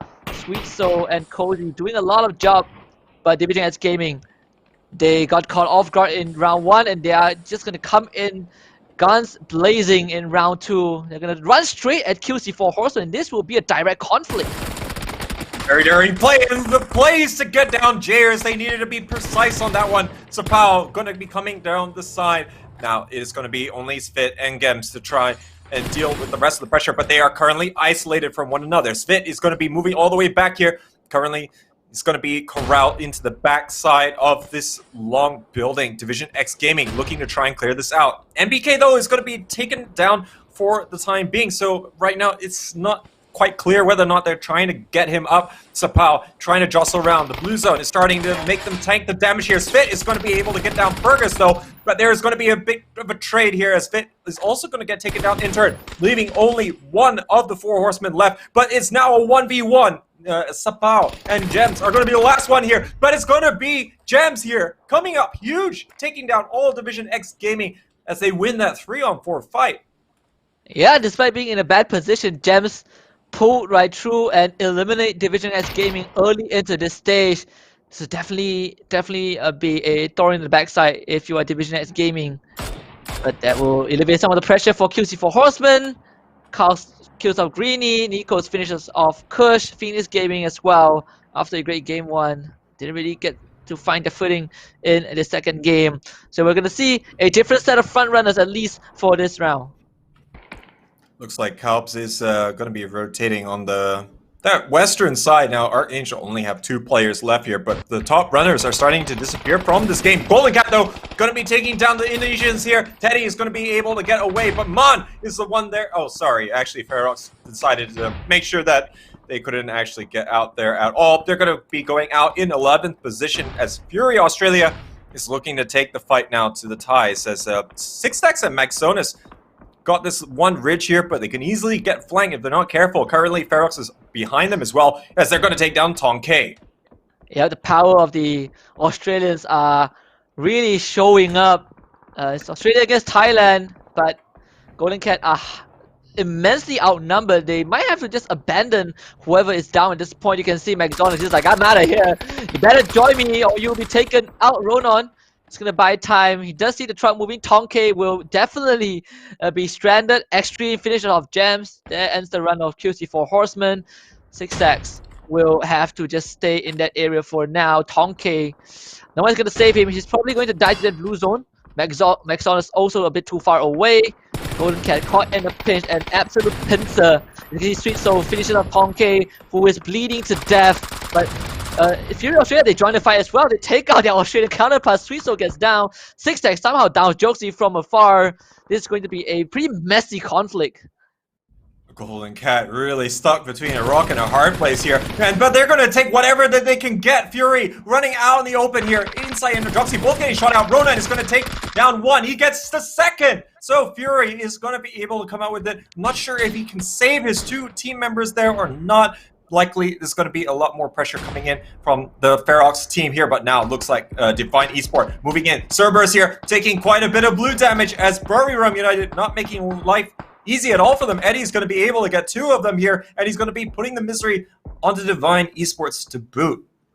Yep, Fury Australia losing two of their members to the blue zone. Unfortunately, Ronan not able to revive his fallen comrades, as you can see Turtle gets killed off by Eddie as well. Buriram United probably in the most comfortable spot right now. The only compound within that safe zone is controlled by Buriram United. Stay Trade will be on the opposite of that mountain, but Fury Australia will wait in a bit of damage onto Noadra, forcing a slight retreat. But for most of these teams, they are pretty out in the open. You can see Day Trade are absolutely stuck on the edge. They have to just expand those smoke grenades to match their line of sight as they relocate. Just given the kind of topography that we're seeing here, one smoke grenade does not go a long way here, as now looks like it's a shooting gallery. Linksys and the rest of Atletico starting to open up here onto the entirety of Day Trade. Putris is already taken down here. They're running down. Flash taking quite a bit of damage, but he's the furthest one down. He's going to have enough cover going for him. But the next one in line, Mayday, is trying to do his best here, but he's zigzagging. It's not enough. Now there's only Vanautica still left standing up top. Flash has got that one smoke grenade to hide behind. Vanautica is going to bite the dust. Now it looks like Archangel also weighing in from downtown, but Day Trade just not able to get out of that really difficult spot and really leaving it to the last moment as well. Yep, and meanwhile, Fury Australia also taken out. Atletico losing one of their members to Buriram United as well. As Buriram United, they are the team that gets the very first chicken dinner in the charity showdown that not one in first day. They might get more as they take out Cerberus Esports as well. With all four members still alive on Buriram United, they are having an absolute blast in this round 2. Buriram United in search of their second chicken dinner here of the competition. Ferox looking for their first, as this could definitely be a story for either of them. Atletico to boot as well, but of course there's still Archangel Predator, albeit there's only going to be 2 of them still on the board, but yeah, I think they can still threaten quite substantially here. But oh, looks like AWM is in town, and it's going to be Killa who's going to be able to pick that one up. And let's see what they're going to be able to do with it. We still got another 2 circles to go here, so quite a bit can change. But it does look like Archangel might be caught in this crossfire between the 2 Australian teams. And the Predators, they only down to 2 members. They only have 2 kills so far this game. A pretty quiet round for them. But you can see Archangel Predator, the only team in the middle. And they're pretty much looking at that safe zone. Only 1 rock is the hard shelter for Archangel Predator, as the rest of the teams are just going to be in the open with the terrain, the topography being the difference maker. But Atletico will be the first one to get shot at. Ferox has a really good chance of circling around and taking out Archangel Predator if they want to. Right now, it's going to be that prime spot. As you can see, there's just so much coverage here for Archangel. I mean, I wouldn't put it past the others are trying to take the spot, but at the same time, they know that someone's going to be there. It's just whether or not they know that it's a 4-man squad or a 2-man squad. But it does look like Buriram is going to be taking short leaps here. Just try and get a little bit of marginally better position here and take advantage here. Oh. Look at the shots coming out from Killa. He hit him mid-rotation there, but Eddie is going to say, thank you very much. I'm going to take that one right from you. Unfortunate. For Archangel Predator, they put in a lot of effort. They needed the points, but you know, a steal is a steal for Buriram United, which is the only team with all 4 members alive. They are sitting in 9th place in total as Zoid may take a 61 damage shot from Killer. And he's now kind of in a bad spot. Killer does have the advantage over him. Eddie gets line of sight of Extreme. So Atletico, they are going to be the next team to be caught in rotation. They're trying to actually spring a little bit of attack here onto the Archangel flank, but they're getting caught in the back here by Buriram United. Noradra is now getting their full attention here. There's only Zoidmate and Extreme to try and deal with it. Killa is going to be holding the angle here. Now, Zoidmate, he's actually going to be trying to pop a little bit of utility. He knows that there's going to be a little bit of pressure potentially coming from Archangel. But yeah, this is where exactly you don't know that there's going to be 2 or 4 guys here. But Extreme is taken down here. Only Zoidmate is going to be left here in the game. Now, there's going to be 2v1s going on right now as Cobb's moving in. But he's going to get taken down first. Killa is going to be in the 1v1. He's going to win it. Now he can try and get his teammate right back up ASAP. Oh, somehow Buriram United still manages to steal that 1 kill from Archangel Predator. They are just playing Robin Hood right now as Eddie will down Grumps and Muradra will finish what he started. Cozy down Cows. The Predators will be eliminated as well as Ferox. It's going to be locked in a 3 versus 4 against Buriram United. Minus that 1 member who bled to death as Godmail will finish off Nico, who is down on the ground. It's going to just be Cozy, critically wounded with 1 HP against the entirety of Buriram United. Oh, 1 HP, and this is not looking good here, but he's going to be able to take down Noradra, but he can't do much more than that, as Buriram United will get their 2nd chicken dinner, and they get 11 kills in the process. But let's not forget Ferox, they did outstandingly as well, coming in that 2nd spot, also getting 10 kills. I think it was 10 kills, or did they manage to get 11? I can't quite remember. I think, yeah, they did manage to break. But yeah, they did manage to break the double digit. Yeah. I think game 1 they also were fragging out a lot. Even though Myth was the only team to hit double digit, but Ferox was cleaning out most of the teams. They were either finishing off teams they were with the cripple, or they were the ones who just put down the crucial members of the front runners. Game 2 was no difference. So you can really see that Ferox are kind of amping up, taking over Fury Australia and Atletico in terms of performance compared to the first half, where Ferox was the only Australian team to survive until the later stage of the game, and in this case, until the very end. Yeah, so I mean, they have gone from leaps and bounds here to really get this kind of performance here, and they look quite confident, honestly, when they're taking these fights as well. So that definitely helps, and I think they could have done a little bit better towards the end. Grumps getting caught out there, out by himself, really didn't help when it came to the final confrontation. Atletico, they could have done better as well, I felt. I think they just needed to try and commit to all closing in towards the area that Archangel was holding, because when they allowed themselves to get stretched a little bit, they started losing their players here. And then when it came down to it, it was only Zoidmate versus the 2 Archangel Predator players, when it should have been all 4 of the Atletico players. Yep, exactly. And for Buriram United, they play a very methodical game. Number 2 is pretty, a breath of fresh air to see them play in such a manner where they were able to just coordinate each other pretty decently and give very specific orders to be carried out. And they made it until the very end without losing a single member or ever being caught out by any other teams. Yeah, so that's quite the deal there. And of course, Myth, after coming in first in the previous game, kind of falling a little bit flat here, going out a little bit earlier, but still able to get some points on the board. Archangel, again, not really playing super well. Both CJ and Mad Dog going out relatively early on, but it was Calps and Killa that were able to really stick through it towards the end. So they're going to get some contribution there. Not going to be a huge amount, but at least they're going to keep a little bit of that pace, as no one in the top half seemingly able to do so. Yep, but fortunately, I think Archangel Predator will still be in first place, as Division X Gaming did get eliminated pretty early on, so they are not able to get much points to catch up. But you can definitely start to see the shift in the standings, and it's getting more and more wobbly for a lot of these front runners in the top 3. But Game 3 is coming up, so we'll take a short break, and when we come back, we'll see if these underdogs will be able to rise to the occasion once more. We'll be right back.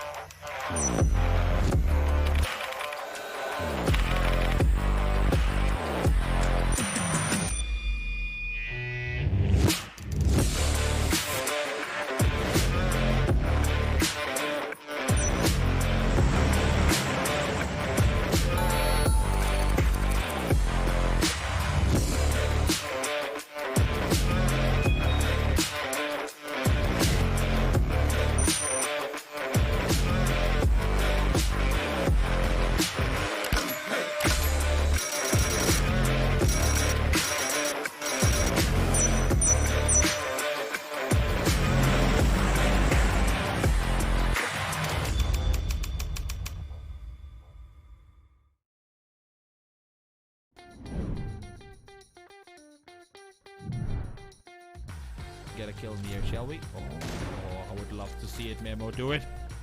Do it. No way! 폭감 3킬. 폭감은 3킬. 폭이 없죠, 근데. 자, 하지만 나는 근접 최고의 스페셜리스트 언더다. 간다. 와. 오! 1러. 와! 오제 레터스. É contra o seu parceiro de equipe Memel, Nandinho. A granadinha. Olha a granadinha do mistério. Tacou. O quê? Lá em cima. O quê? A little bit more time to develop here in El Azhar than the one did in Montego, but KJ. Great angle for KJ to hold, knowing full well that over to his west, he's gonna get another big plays here coming from Sadie's to Noardra, but they are absolutely dominating. They get another one.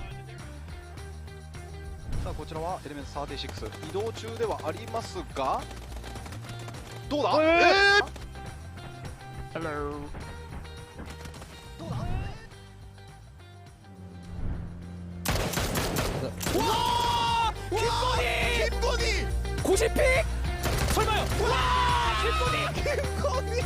자, 일단 HVZ já avistou primeiro, tá metendo. Sim, toma cuidado, avistou primeiro, meteu bala, já conectou. Acertou o MG1, tá quase pegando o Magnata. Nossa, que bala! Pegou o Magnata e agora são 2 jogadores somente da equipe 14. O HVZ agora aqui. Olha, o Senna tá metendo bala de. Nossa. Foi pra bala. Quem que ia cabecear a bala, Nandinho? Era ele mesmo. Era ele? Então tá aí, HVZ! HVZ!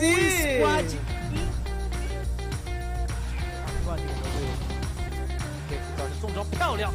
This is 鱼刃 Nice! Double kill!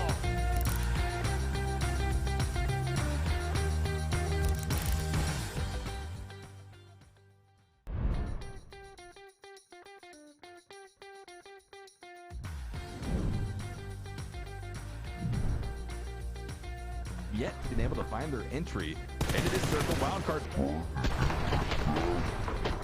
Oh, sharp shot! You see swapping son of a gun into the back seat of the buggy onto his butt and spraying down onto. 이쪽에 NN이 맞춰거든요. 자, 그 전에 못 시켰는데 고각 수류탄 바로 못 시켰어요. NN 고각 수류탄. 자 위로. 오우. 자 이제 하나 와! 슈퍼 플레이 나오네요. 진짜 울트라. You guys remember that Carnage had just a second ago? They're about to have some company as vehicles just come rolling. No, Budgie! What? He lived somehow, some way. It's a roll shot. This is chaos incarnate. Microphone gets taken down his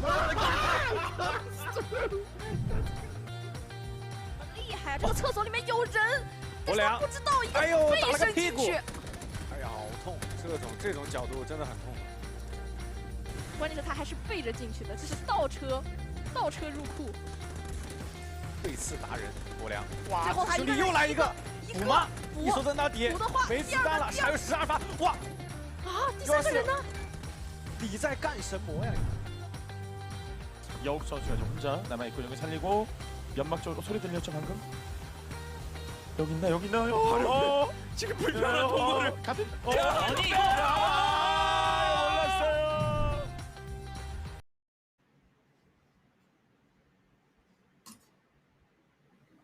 Whoops. Welcome back to the PCS Charity Showdown, day number 3, as we are getting ready for our third round, the last round of Miramouth, at least for this evening. I'm HusKKiee, and joining me at the broadcast is, of course, none other than Play of the J. Yes, hi, and welcome back to the Charity Showdown. Looking forward to getting stuck into match number 3 here pretty soon. And so we've seen very contrasting results here so far from match 1 and match 2 for today. But let's have a look at the match results here. For that second round on Miramar, we're going to be getting Buriram United getting 21 points instead this time, as Ferox and Atletico, both teams from Down Under, posting their best performance so far and going to be getting double-digit points, 16 and 10 points respectively. Yep, and we're also going to have a glance at the total points of this charity showdown so far. The leaderboard, which will I think will be posted up for a while, but there we go. Archangel Predator still sitting comfortably in first place despite having a pretty mediocre round 1 and 2. Division X Gaming still in second place, but the gap has slightly widened by an extra 4 points. Myth keeping up in third place, but unfortunately they got 0 points in the last round. They got taken up pretty early on. Golden Cat moving up to fourth, but Buriram United, they have crashed in the top 5 after an amazing finish in the previous round. And all Buriram United need to do is pretty much just get one further good result here, and they could be in with quite a bit of a jump together as well. I mean, they started mid-table, so let's see where they're going to be finishing today. They could be doing the Archangel story for day number 3, as they did in the previous match day. So we'll see if that is going to be transpiring a little bit on. Of course, could just be that they are getting into the groove here for Miramar, and now with another round coming up soon, that is going to be pretty much up for them. For Horsemen, I think they have really just not been able to get a lot going here. And let's not forget, they started right at the top in day number 1 to start things off. So starting to slide ever so slowly down.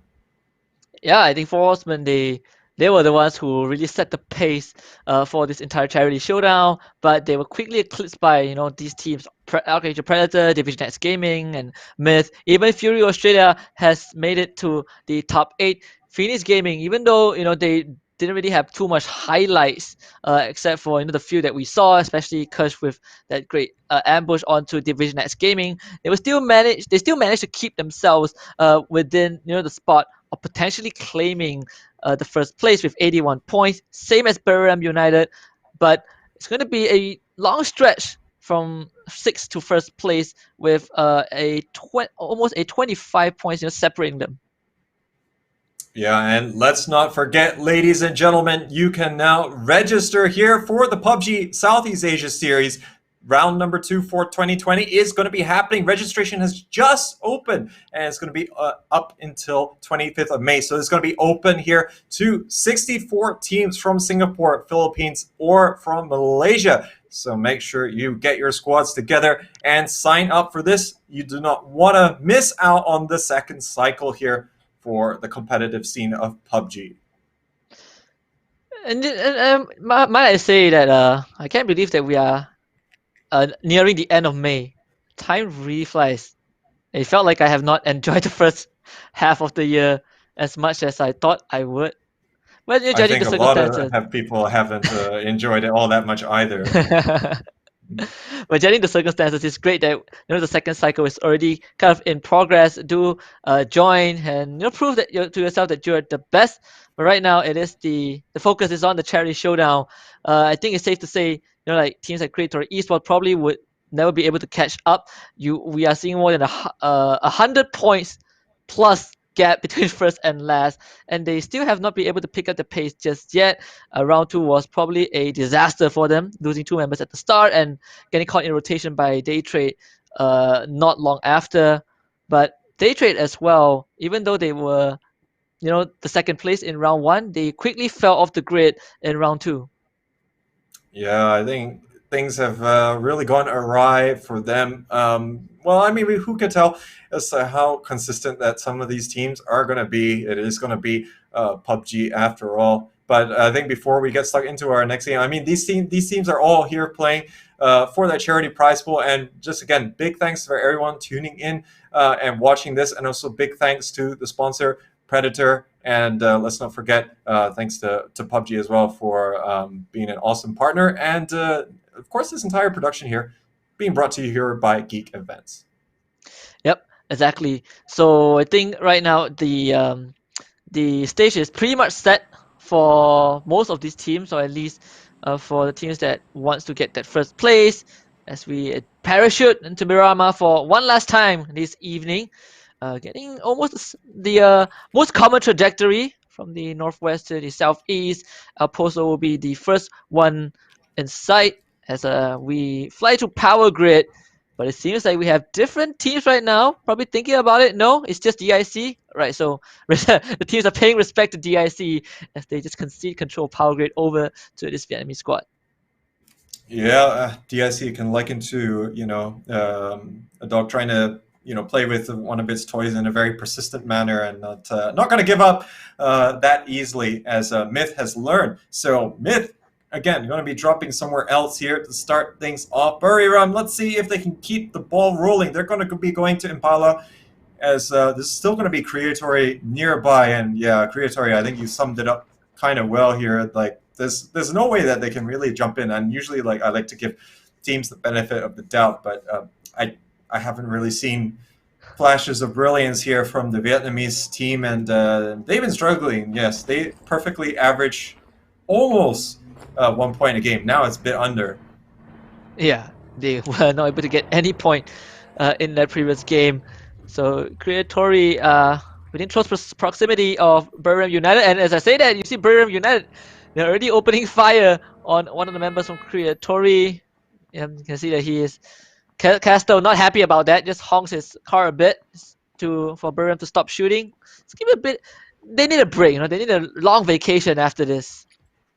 Yeah, I think everyone here is looking for a great vacation, but yeah, I think those are gonna not be as traditional as they have been in the past. But we'll see how these guys. Who knows? Maybe they like to do other things for vacation.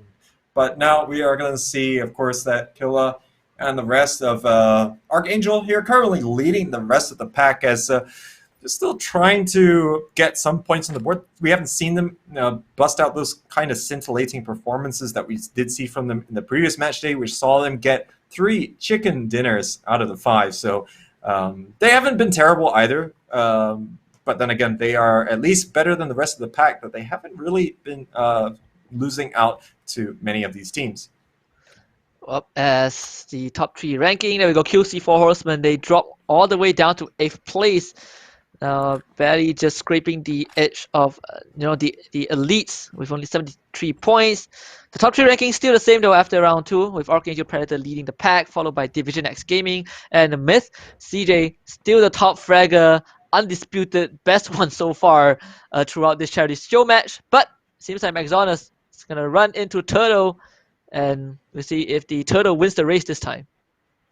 Yeah, right now he is none the wiser. Maxonus is encircling his prey, but he's not going to be able to catch Turtle. Turtle's actually done here, so he's going to continue to move onwards. Maxonus does have a lot of time, so he's not really going to push it. I think it's just one, if he gets the opportune moment. The rest of Golden Cat as well is not going to be in the near vicinity. Now, Golden Cat, after getting that first check-in dinner to start off game number 1 of this tournament, they didn't really quite look like the team that managed to take the PSSC, over all their Southeast Asian counterparts. They've been up there, but I think lately the number of key engagements that they're able to get an advantage from just has not been there. Yeah, I totally agree with that. As DIC as well, they ranked number 9 so far in the standing, just 1 point behind QC4 Horsemen, but they're definitely ranked number 1 in vehicular casualties, 74 L1. Actually, no, JJ Liu and Tony are the ones who had the most cases, and their license probably suspended at this point.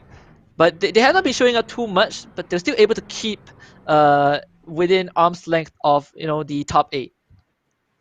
Well, for all the bad driving that we've seen, I think we're still fortunate that it hasn't ended a whole team's tournament or round, rather. Like, say, for example, you knock yourself over or you knock your teammate over, and because of that, you have to try and go get them up. But because you think that you're safe, you're doing it out in the open, or even through smoke, you get shot by a third party, then another person goes down, and then you get the rest of your team trying to go there, and then they all get wiped out in one fell swoop. That is pretty much the worst thing that can happen, and thankfully we haven't seen that over the course of this tournament. Yeah, we only saw, I think, one of such cases where the entire vehicle blew up. I think it was Division X Gaming, who lost their entire squad to an ambush. which probably sums up the lesson of never drive your entire all your buddies in one single vehicle. That was unfortunate, but they still somehow managed to catch up at the later stages of the first half. Ferox, they have kind of refined and polished this kind of play style where they just hide in the mountains of Miramar, and they've been catching a lot of teams mid-rotation throughout these past 2 rounds. Yeah, so there's going to be that presence there from DIC Gaming, but JJ Leo is just trying to gather a little bit of information, see who is going to be playing around the craters this time. Now, Victim from the future, they had a lot to thank from RDK Boss in the previous earlier round, where he did manage to pretty much get entirely all the points there for his team. So hopefully they could be a little bit more of an even spread from the rest of them, as if they want to try and replicate that performance they had in the very first round of the day. Yep. So again, it is a Victim from the future and Ferox trying to play, the Valley War, and JJ Liu is pretty much alone in the middle, and better pray that he doesn't get scouted out by one of these teams. As Division X Gaming going the long road throughout the countryside, just trying to make it at least through the first 3 phases. They were knocked out pretty early on in that previous round. First round was unlucky for them, being caught out by Phoenix Gaming, but this time they decided to take the quieter route and avoid most of the conflicts.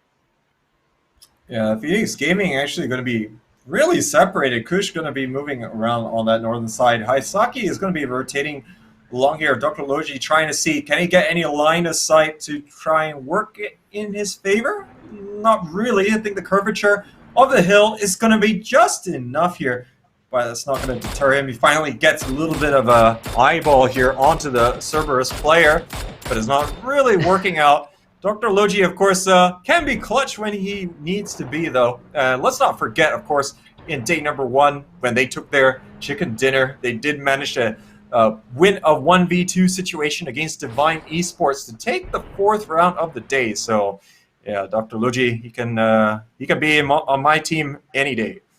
and I think Dr. Logi and Kush are the 2 guys from Phoenix Gaming who have been showing a bit of a more stellar performance throughout the first half. I think Kush also had his moment, round 3 of second day, where I believe Golden Cat got that chicken dinner. He did survive until the end before, jumping off a cliff himself after realizing that he is of no more use to Golden Cat.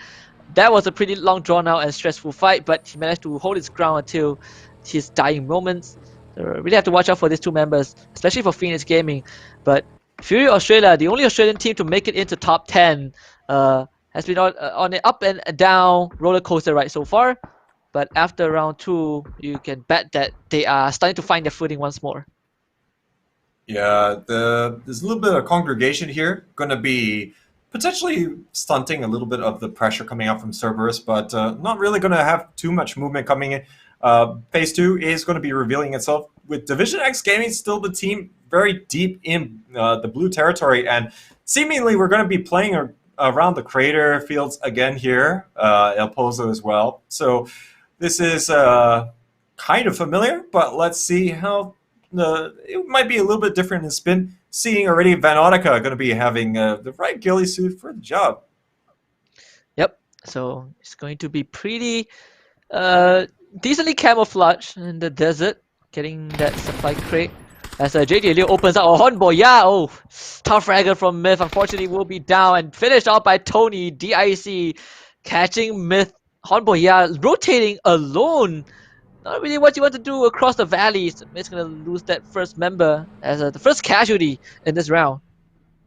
Yeah, no one else being anywhere close, but then again, could have been acting as a little bit of the vanguard here to try and find some of the greener pastures for the rest of his team without sacrificing everyone unnecessarily. Greeny is going to take down Kika Mukau, as that's going to be Fury still under pressure here. Atletico is actually going to be rotating right past the likes here of Buriram United. Noadra could be in a great spot here, but he's got 2 vehicles to choose from. But they're actually going to get out of the vehicle here. He's going to have to choose. He's going to land so many shots in succession here. Noadra coming up huge here. Can he get the second one? He lands a few onto Zoidmate, but Zoidmate's returning enough fire. He's going to be able to get the trade there. But now Zoidmate is going to try and get his teammate up. Eddie and Coaxi are moving in here to try and help. The other two members from Atletico moving in pronto.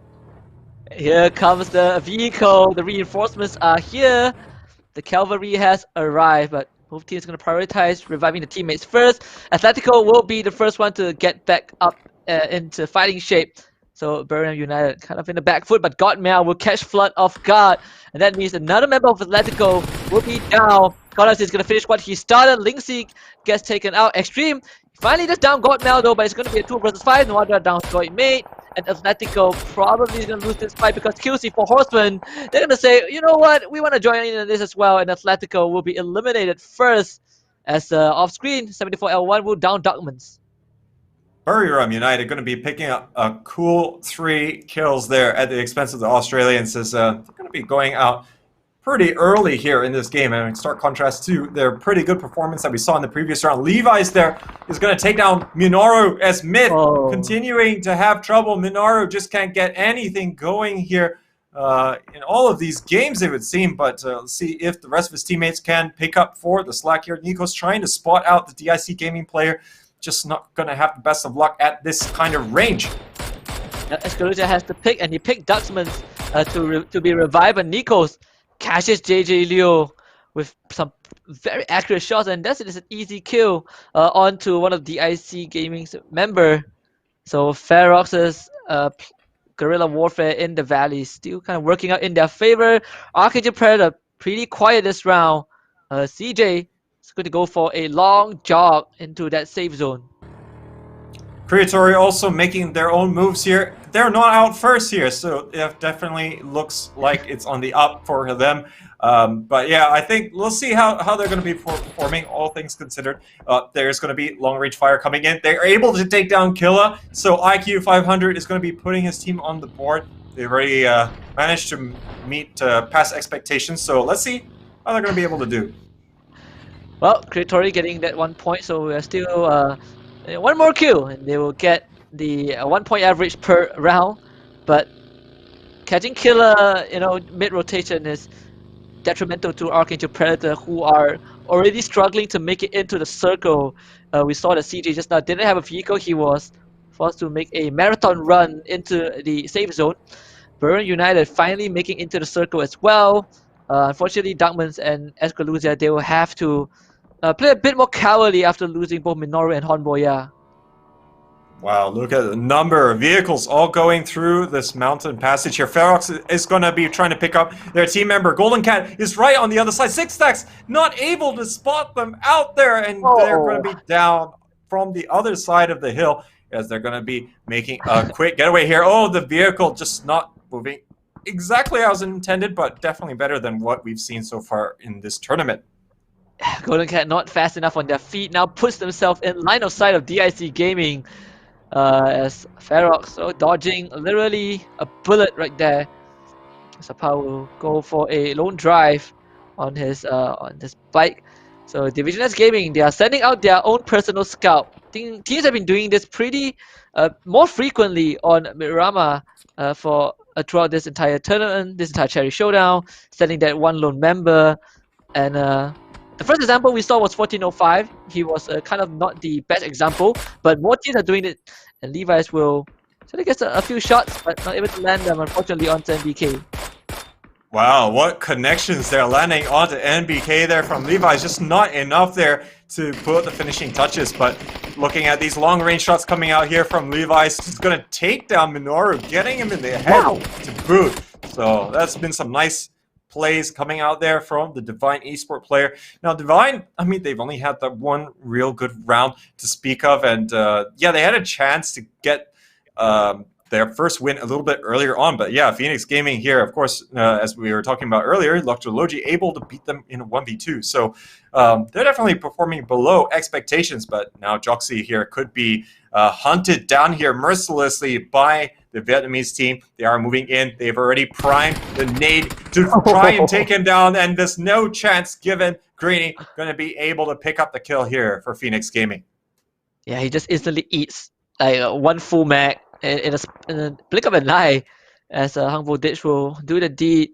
For the rest of Fury Australia will have to watch helplessly as their teammate goes down. 14-5, just brushes shoulder with Archangel Predator. Unfortunately for Creator Esports, survival is the name of the game. So both Archangel Predator and Creator Esports will feel the wrath of Cerberus, who is firing on 3 different angles, on 3 different teams. Yeah, they want to try and control the center there. They've got that good positioning, but thing is, are they going to be able to hold it? Basil here is going to take down Putris, as now we're seeing all of the teams starting to rotate from the eastern side. They want to try and get in as fast as possible, as really there's just not going to be a lot of space. We're already past the midpoint of the game, as now we're seeing Division X Gaming actually doing mountain climbing here. But Kush here, he's going to get shot out by Venotica, as now the rest of Phoenix Gaming here are going to be wise for the threat coming from this western side. But it's only Venotica here by himself. He's taking so much damage from the nades flying in as well. But on the other side, we're going to have Victim from the future here, duking it out with Golden Cat in close proximity, as these two teams are locking horns quite significantly. But the amount of utilities being used, smokes, Marley's frag, RDK Ball is going to catch one right in the face. Not enough to down him though, as Golden Cats will have that advantage. As a man is already down, so unfortunately it's going to be a 2 versus 3 in favor of Golden Cat. We're not going to see him just yet. Tino is reading right beside him. RDK Boss though, not able to outrun 6 Saxons. Bullet, man gets taken out by Ronan. But seems like Fury Australia, they want to join the party. They steal the kill from Golden Cat, and now they want to take out Golden Cat for helping them take down a cripple Victim from the future. It is entry frag. We have not seen much of him throughout this entire charity showdown, but it's going to be his time to show up huge if he wants to make a difference.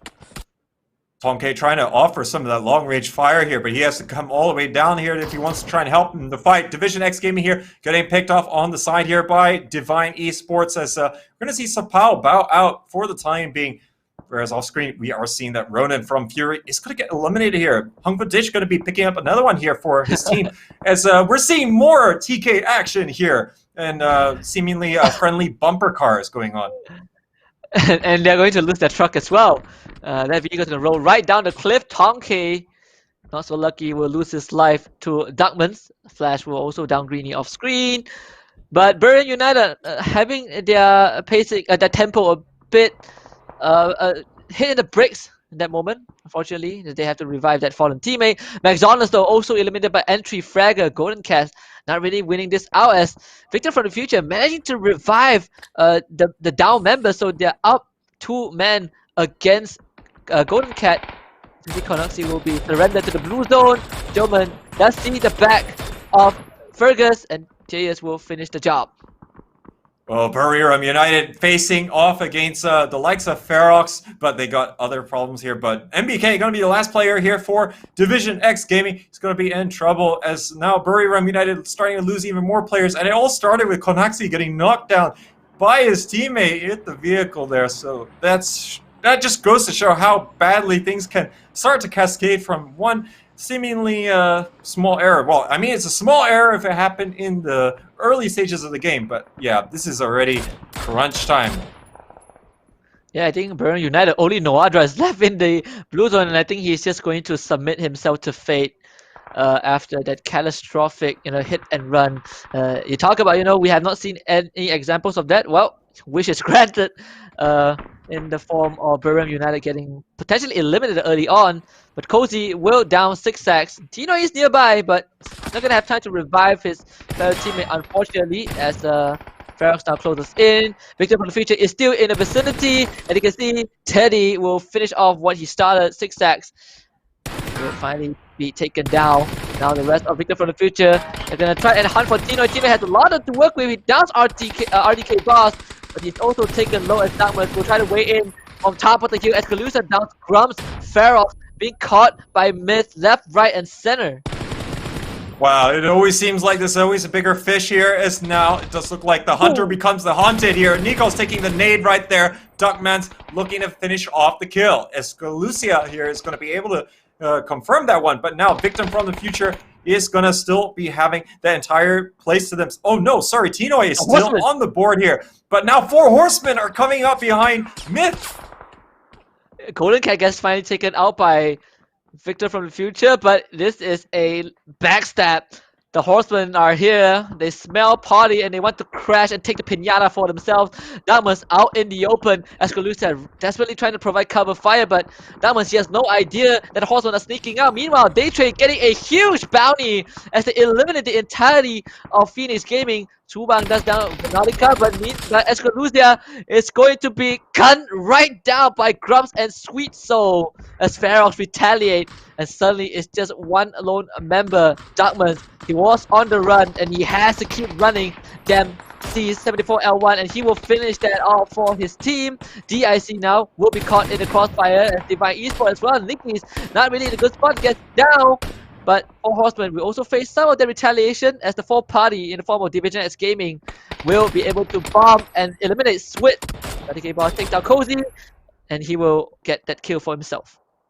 Four Horsemen, they got this nice vantage point up here, but they need to get down here pretty soon as really they have made themselves a pretty big target and they need to try and get a little bit of a more solid position. But now it looks like Mad Dog and CJ looking to do it just with the dynamic duo as they're starting to push out. But it's actually going to be Reality shooting them in the back here. But looking at this crossfire, Divine Esport, they're in a little bit of a difficult spot. The only thing that they got going for them is that they're already inside the zone that they don't have to worry. But I think the Four Horsemen, they got a little bit of distance to jump down, if I'm not mistaken.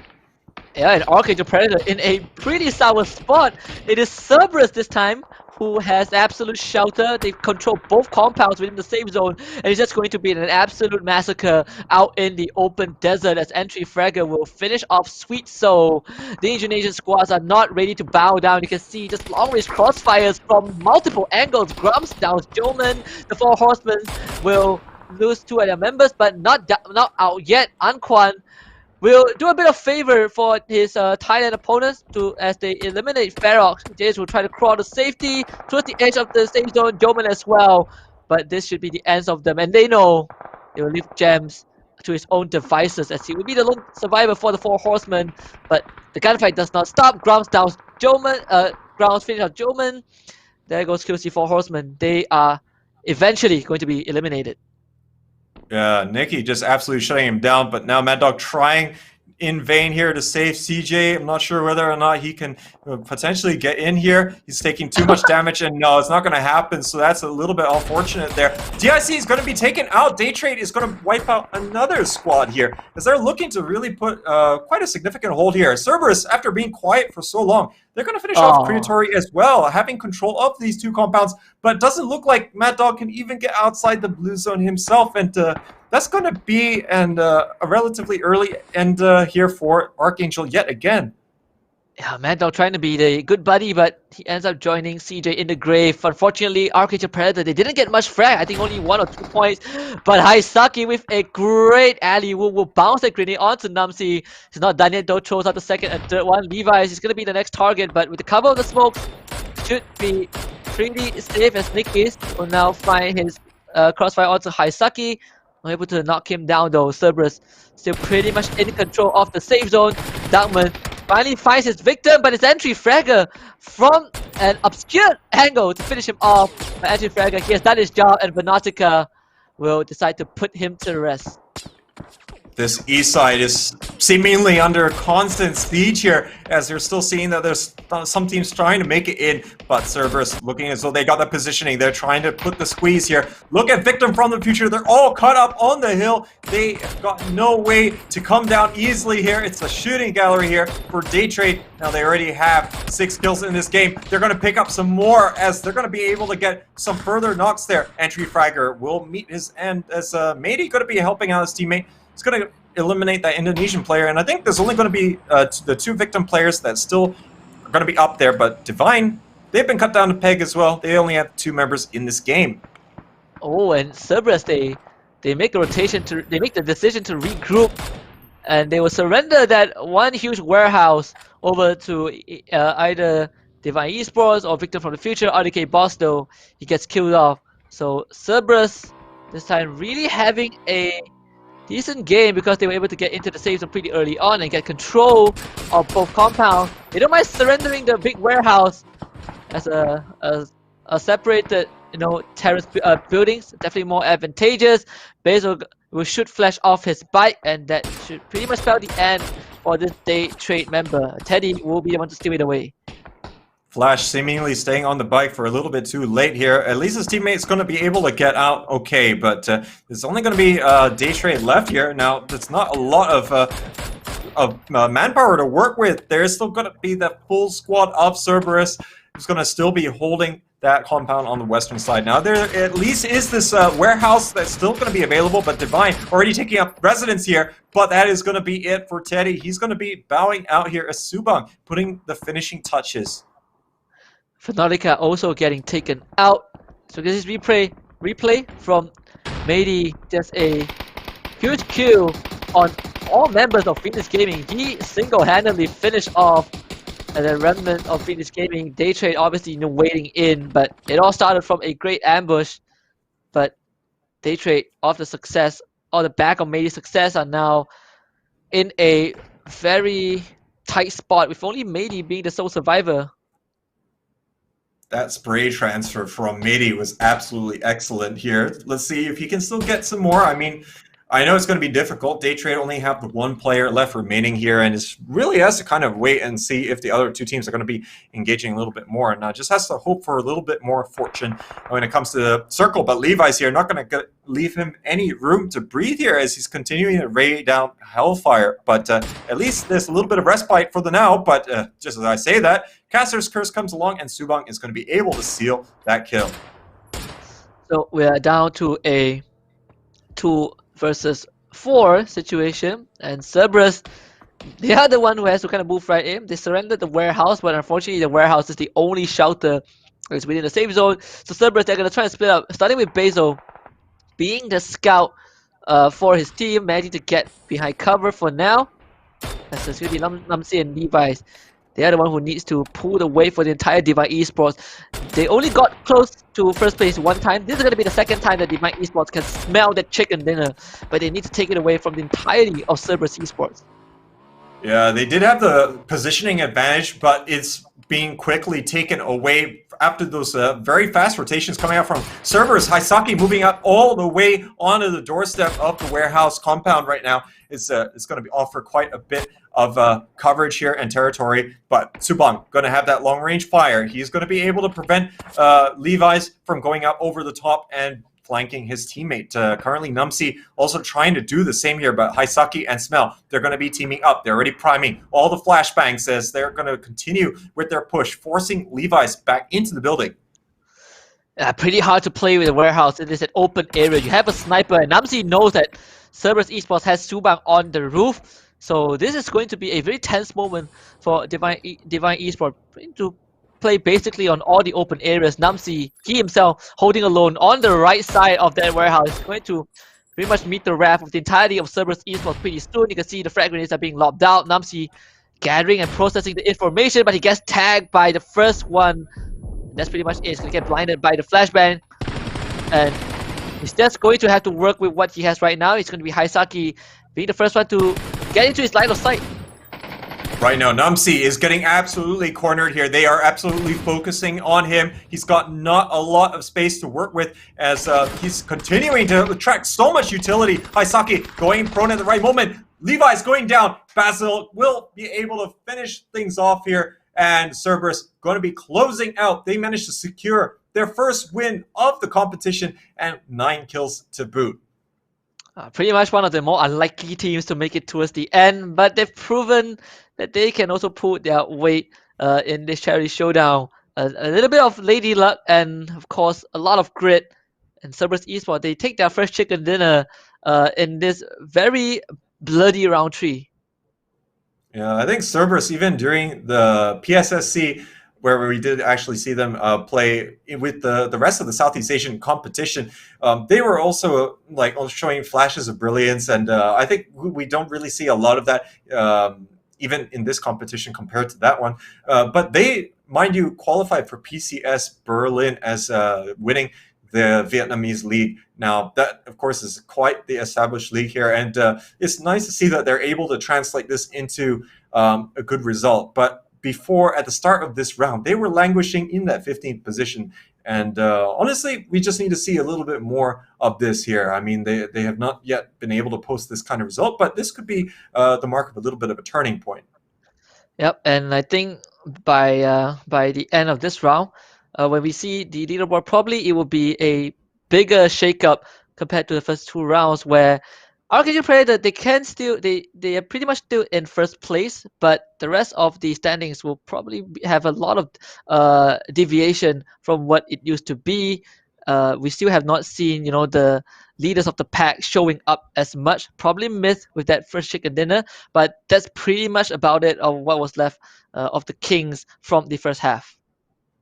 An absolute mixed bag, and everyone seemingly being consistently inconsistent. And with that, we'll be taking a short break. We're going to be moving on to Erangel here. Let's see if any of the teams are going to be able to perform a little bit differently. So we'll see you in just a few minutes.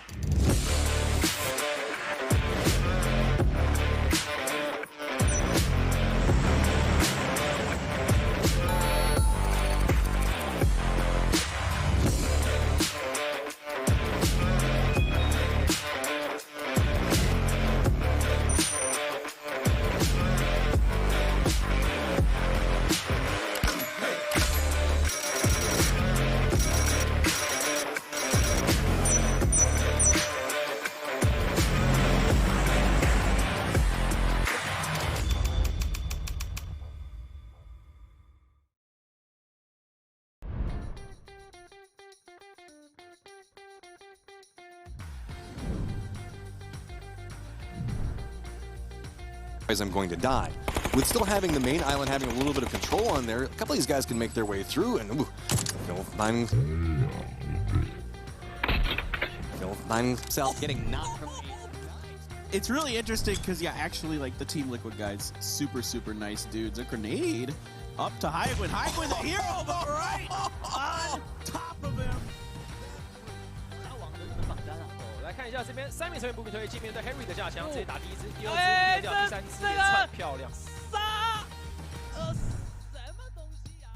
He's gonna have to work his way forward. They're next to each other. He's actually just gone around him. Gaxi, turn around. He's behind you. They have no idea how close they are right now. Gaxi is a centimeter away, and inch by inch they walk forward in unison. Ghoststar just came out of the smoke. He has no idea that Ghoststar is still behind him.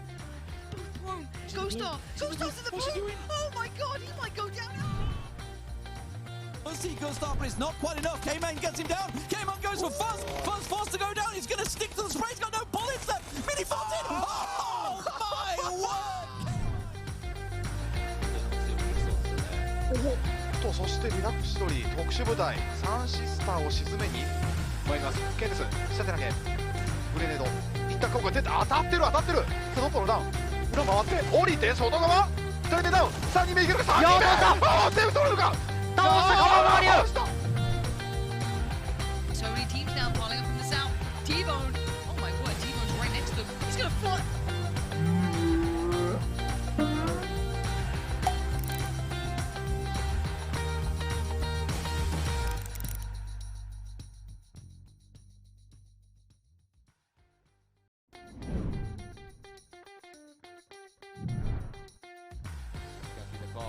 Gonna be coming right here, and Woogie is just waiting, and there we have it.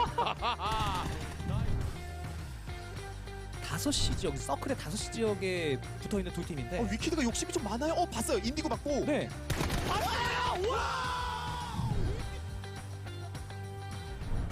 Arena, I guess you would call it. Tagged up once, tags up two. Secure this entire side of the circle, finds the third. What a hell! Oversprayed. Rubbed over the roof, it's gonna bounce up and over. Somehow no kill confirmed on that one either. They don't know about Iroh's position. They have no idea that there's one inside. That one's gonna bounce up and over and take him down. He's gonna have to hop off the roof. Vard is tagged up. Vard finds one more. Great shooting. Molotov's thrown forward now as well. Now they have to back off and run the hell out of here. Iroh finds one, and that's the third kill. 不要慌。当然还是得看后续。飞起来了，被空摘了。 Imaju lijepu poziciju ovdje, Marv radi dosta damage-a, međutim neće on moći ovo vjerojatno preživjeti. Kakav Down as well. Spots one bus face. Takes one to the face, falls down immediately after 20 bullets left. Gets this. Tried to stay alive and don't Molotov yourself, but now he jumps off, catches AC Res and a healing, and he gets him! 2 and flash, straight on through. Full wide. I think Valias. Oopsie doopsie. There's a lot of flashbacks. What? How much do you want to ruin his eyes? Stop throwing flashbangs, guys! That's 7 flashbangs. They threw flashing orange. Orange finds 1. He's gonna go down in return, but at one. 하니까 체력이 너무 없다. 바로 내려. 흰치. 숨은 쉬어야죠. 그쵸? 오시면 못 줘도 커피는 주고 싶네요. KT!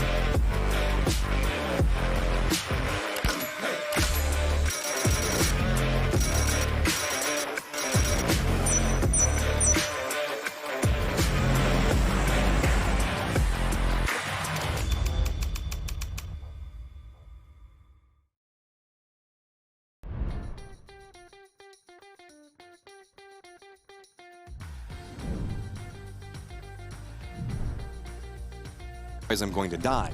With still having the main island having a little bit of control on there, a couple of these guys can make their way through and himself getting knocked from. It's really interesting because, yeah, actually, like, the Team Liquid guys, super nice dudes. A grenade up to HusKKiee. HusKKiee the hero, but right on top of him. 来看一下这边3名成员不明推，这边对 Henry 的架枪，直接打第一支、第二支、第二第三支，连串漂亮。He's gonna have to work his way forward. They're next to each other. He's actually just gone around him. Gaxi, turn around. He's behind you. They have no idea how close they are right now. Gaxi is a centimeter away, and inch by inch they walk forward in unison. Ghoststar just came out of the smoke. He has no idea that Ghoststar is still behind him. Both prone. Ghoststar's in the boat. Oh my god, he might go down.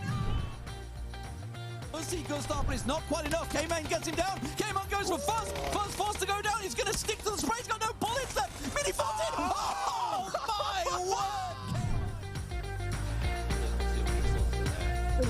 とそしてリラックス取り特殊部隊3シスターを沈めに参ります。ケイです。下手投げグレネード一旦効果出て当たってる2トップのダウン裏回って降りて外側それでダウン3人目いけるか3人目全部取れるか倒した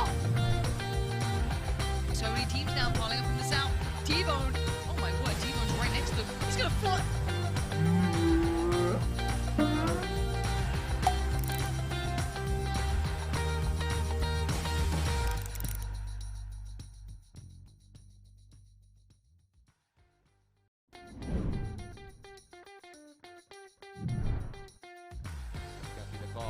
Gonna be coming right here, and we will be just waiting, and there we have it. 5시 지역, 서클의 5시 지역에 붙어있는 두 팀인데 위키드가 욕심이 좀 많아요. 봤어요. 인디고 맞고. 네.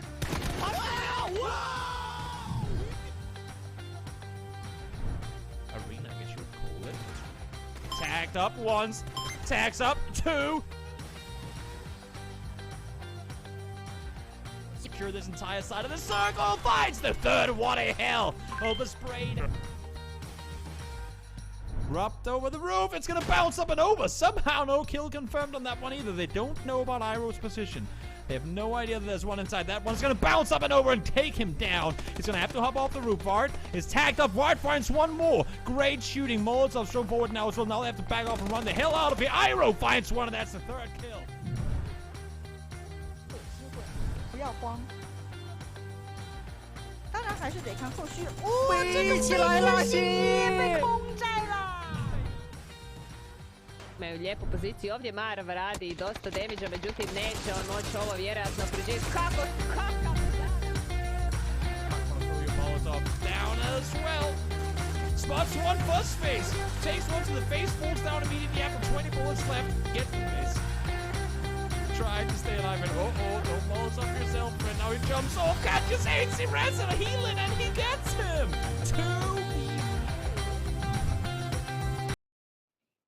Hello and welcome back to the PCS Charity Showdown, ladies and gentlemen. I'm Player the J, and with me is HusKKiee, and we're going to be bringing to you our Erangel segment for tonight's matches. Yep, from the desert to the plain greeneries, from the outskirts to the city. Finally, Erangel, we've seen a lot of it in the first leg, so it's going to be a more, how do you call it? A more complimentary one in the second leg of the showdown. But Erangel is the place where most of the more diverse circles have been occurring so far. Miramar, we still have not seen too much of that variation. Hopefully in Erangel we'll be able to see a lot of different scripts again that forces this team to make drastic rotations, just like how we saw that in the first leg of the showdown. Yep, absolutely. But before we get there, let's have a look at our previous matches' scores, as we're going to see how things have been shaking up. Of course, Cerberus really getting their best performance here after being seemingly at the bottom for most of the first half of the competition. They're going to get 19 points for the game there with that win. Divine also doing pretty well for themselves, 13 points there on the board. And Daytrade going to be having a pretty good day number 3, I dare say, with them getting into that top 3 position. Yep, and with that being said, we can also take a look at the overall leaderboard. Archangel Predator still leading the pack with 109 points, still 10 points separating them, and Division X Gaming, who are struggling to catch up as they got knocked out pretty early on in the first 3 rounds. But Myth, they are the ones who are starting to amp out the pressure and showing everyone else that they deserve to be in the top 3 because they are now 2 points away from Division X Gaming. The rest of the standing is pretty much still the same. DIC Gaming making into the top 8, officially knocking QC4 Horsemen into the second half of the leaderboard. Yeah, so quite a bit of changes here. Cerberus is moving up to 12th position with that win there, and now they're going to have to get at least another 20-point game here just to get into the thick of things in the middle of the table. So a lot to change here, but let's get stuck in here for our round on Erangel, and we're going to be going from Novo all the way up to the north side of the map. We're already seeing Golden Cat going to be dropping out early on here, as they're going to be very consistently going here for the Sosnovka military base. Yeah, Creatory, their dropout location has always been, those very secluded, near the ocean side, or on the more rural areas of the map on both Erangel and Miramar. They just don't really like those conflicts. This is probably how they're going to play the rest of the evening, at least for day number 3. So the island is one of their more comfort locations to go to. As you can see, the rest of the team, Cerberus, literally breathing right beside Myth. So both teams are just going to disperse. None of them want to be in conflict. We've seen a couple of early conflicts right after the drop, and Myth hasn't really been too successful when it comes to that. Yeah, I think they like to grow into the match a little bit. I think once they're put in a very stressful situation that they cannot easily withdraw from. I mean, that's when push comes to shove. But HusKKiee now is trying to open it up here. SJJ Leo trying to getting away here, but he's not taking much more damage. He's going to be able to continue onwards here for DIC Gaming. But the zone here is going to reveal itself. We're going to be moving all the way over towards the eastern side, towards Milta. Oh boy, we'd love to see a Milta finish. The classic, the cheese place where things usually go pretty south for a lot of teams. But Anquan, someone is still in the air. It's going to be Matey. He's just going to be target practice for a while, at least for Anquan. Back in the old days, the retro duck shooting game, but Matey was able to not take any damage at all. That's always pretty good, especially when you got something like the SKS, which sounds like an actual anti-aircraft gun going off. So that's going to be very fortuitous there for Day Trade Gaming. So, just as I say that, Puchu is here taking quite a bit of damage here from JJ Leo. I seem to be, cursing everyone here, it seems, with my commentary. So we'll see if JJ Leo is going to be able to get away safely or not. Yeah, it's just going to immediately drive away the vehicle. More important than claiming the life of one of the Day Trade members. It's pretty fine for him, 34 health. Unfortunately, he does not have any medkits though, so have to scavenge for that. This temporarily acts as a scout for his team. Myth, on the other hand, is also going to make their own move to split into a 2-2 squad. As we look their total ranking at number 3, 91 points, just 2 points behind Division X Gaming. Top 3 ranking have not changed since round number 2, and so is the Q ranking. Jams taking back his second spot away from Honboya. Sapao still in third place as CJ still leads the pack as the top fragger of this showdown. It's just a shame that Gems moving up into that second position here has not really benefited his team as it did in the first half of the competition. QC4 Horsemen, of course, falling down into the second half of the table in that 9th position. But yeah, we're seeing Myth here, very by the numbers clearance here. Of course, there's no one going to be present, but they don't know that, and really shows the amount of preparation that they have. You don't want to exactly, be missing a Phoenix Gaming player by some chance, and then your whole squad is going to get taken out because of that. Yep, masterclass on how to properly clear a site. But Atletico, 30th place, so the bottom 4 of this entire charity showdown. They have not exactly been showing up. Kind of almost being, they're always the third party, or almost always the third party, or third or fourth party to be the external factor to a pre-existing conflict between both squads. And other than that, they have not been showing up too much, only 54 points. That is a full 50 points differential from first place, from Arcane to Predator. Yeah, and they're just going to continue to leapfrog here, just going to stop and continue to loot up a little bit more. Divine finally is going to be moving out from the Milta side of things. You don't really want to be stuck in these urban areas if you can help it. Subang's going to get taken down by his teammate. Oh, do we need to even be surprised anymore when we see these kind of plays?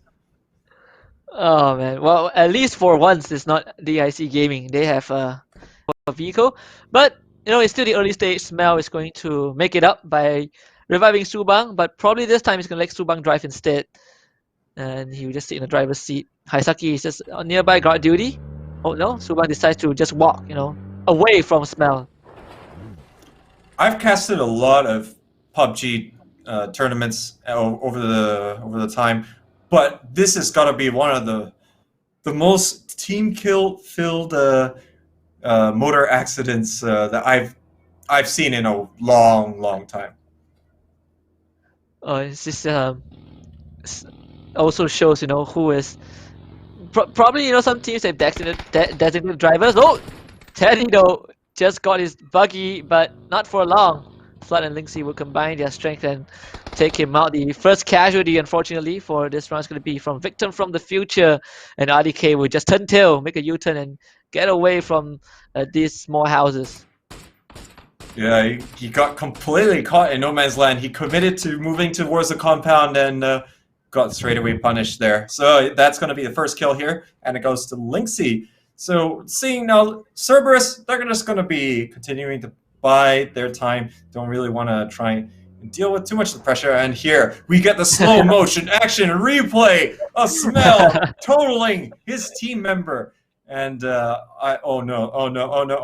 Okay, all right. From this angle for a second there, it looked as though Subang would kill himself, as we did see in the previous round. Oh yes, props to the production team for that replay. I like how Smell is so committed to reviving Subang, and Subang is just like, get away. The car is in reverse. You didn't pull the handbrakes. We are gonna die together. Took a while for Smell to realize that, but by the laws of physics in PUBG, that slowly reversing truck would have killed them both if Smell didn't redirect it. Absolutely, but Subang, yeah, backing away is like, you've done enough. You know, you can stand over there, but looks like they're gonna be able to come out with it in the end. So let's hope it doesn't rear its head again. Again, you don't want to pick up so many knocks in the early stages of the game that you're gonna take more than one blue tick damage than you need to when really push comes to shove in the later stages. But we're already seeing Golden Cat here. They're going to be moving onto the eastern bridge here as they're going to be joining onto the main island. But Creatory Esports has got 1405 here watching. But it's not really a hard bridge camp here. Maxona is going to be tanking a little bit of damage, but not really anything else coming of it.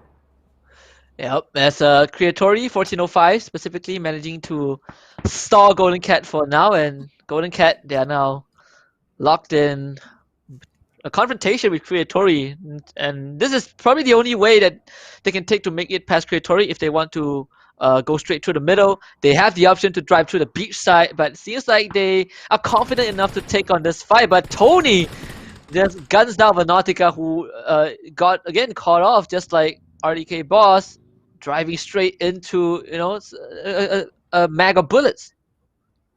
Yeah, so it looks like DIC Gaming, they're going to continue to gather a little bit more here. They do have the compound in front where they can potentially just gatekeep a little bit here. They don't have to really do anything too outlandish to really try and survive. But it does look like Day Trade will be going for the long route here. They don't want to really try and contest with that.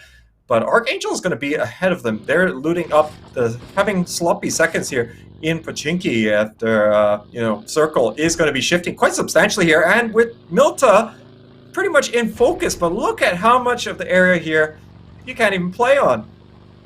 This Burham United, they are basically controlling a huge chunk of the island, but the manpower is pretty much spread out, and you have at least 5 teams, simultaneously converging into towards Milta Power at least. So Burham United, not exactly in a safe spot. They'll have to face the wrath of all these incoming squads, and there's already a ongoing gunfight between Four Horsemen and Cerberus. It seems like Cerberus are slightly winning out and chunking out gems to less than 50% health. Cerberus Esports, they might face the wrath of the incoming Golden Cats though. So QC Four Horsemen gonna make a huge rotation, but into the arms of HusKKiee, and Joman will be the first victim. HusKKiee not really landing the shots that he needs, but there we go. Finishing one. The QC Gems will try to return some of the fire, but HusKKiee managing to get into cover in time. Well, at least HusKKiee managed to connect the shots that really did count there. So he's going to be able to get a nice little bit of thing going here for his team. But now QC Four Horsemen have to be a little bit careful. They try to go for a little bit of a daring play to try and get around the flank, but Cerberus is a little bit too spread out for them. But now it does look like HusKKiee going to reconvene a little bit with the rest of his squad as QC Four Horsemen trying to rotate around the other side here, see if they can find an alternate route. Whereas Division X Gaming, they're going full ham towards the lumber mill side of things, but there's going to be a lot of coverage here. They're not going to be able to spot out too many opposing teams here if they are currently camped out. So that's why you see them all quite converge here close together. Ronan here going to be opening up for Fury. Yep, they are driving past 3 teams, Victim from the Future, Fury Australia, and now Burham United. It seems like Burham United will be the one to stop Division S Gaming in the tracks. Fergus will be knocked off his bike, and Godmouse, he has angered the Vietnamese squad and is going to have to face them head on. Fergus will bleed to death, Connors finish him off. NBK gets down by Godmouse. The Lumber Mill is working in favor of Burham United, and it is just an absolute pincer. NBK is now down. Long K jumps out to get some vision, but doesn't see Godmouse though. He pros right down, making a retreat at the wrong time, and he absolutely gets caught out by Godmouse. And it's just Sapao left alive, and Noadra will come in from the left side. And Division S Gaming, they don't really have much left to work with. Sapao managing to at least pick NBK back up, but they will lose Long K in the process. Buriram United really opening up a lot of angles here. This is really proving to be detrimental, but it's going to be a bit of a trade here. MBK going to get Noradra, but not before Sapao. But Godmian will be able to clean up here. But now there's going to be some third-party action. Joxy is going to be intervening a little bit here, and he's going to actually finish off the Buriram United player. So unfortunately, for all their good tactical play there, it's still going to result in one of their players getting taken down. Now, we are going to see the circle try to converge here. Archangel, of course, trying to go for a little bit of a rotation by the coastal side, but there is going to be Dr. Logi, rather, still waiting here, but the nade is perfect here, and Killa is going to get taken down. Now, that's going to be Archangel again, losing players early on here. Yeah, Cobbs is down, but he's going to be Fury Australia. Kamukau is the one that steals it away. Dr. Logi's hard work didn't really pay off though. Goes into the credit of Fury Australia. Cows, he also had the frag in his hand, but he was just a bit too late to release it. Going to be Dr. Logi who did that first. Andy though getting knocked by IQ 500. Creatory now joining the fight to weaken the vanguard of Buriram United around that Muta Power Island.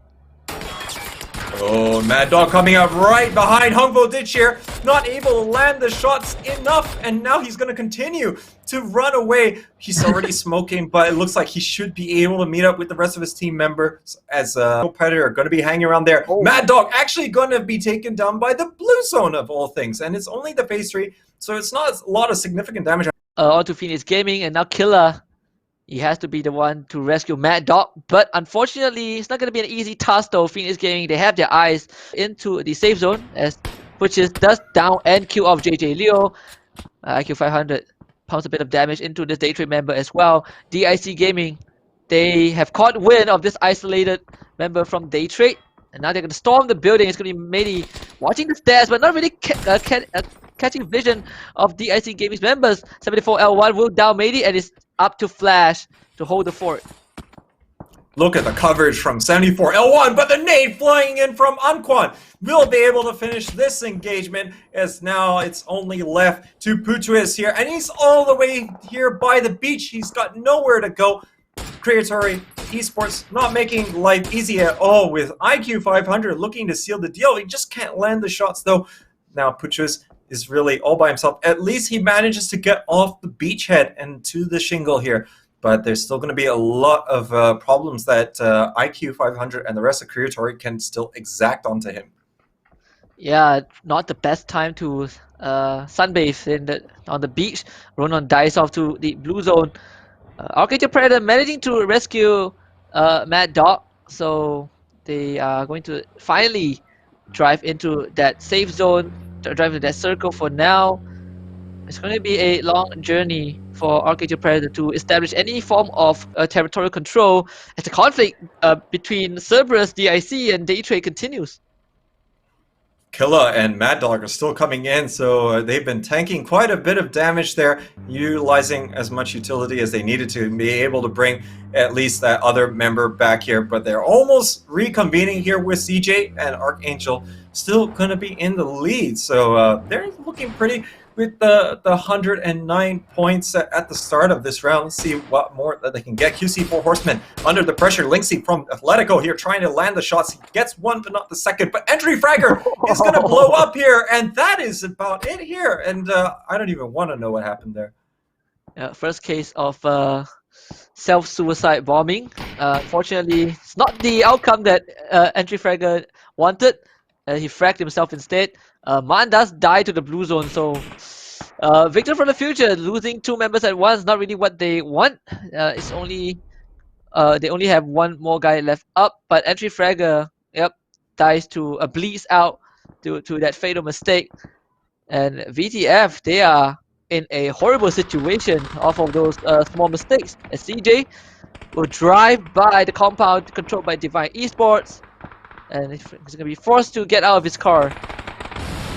Oh no, Killa and Mad Dog, after they have gone seemingly 1,000 miles, is going to fall at almost the final hurdle here. And now CJ is left all by himself. Archangel Predator looking down the barrel of elimination here in match number 4 for today, as really, we haven't seen them quite perform at the level that we saw from them in day number 2, albeit it was a few days ago, so they might have cooled off by then, since then rather, but there's still going to be at least enough of a lead.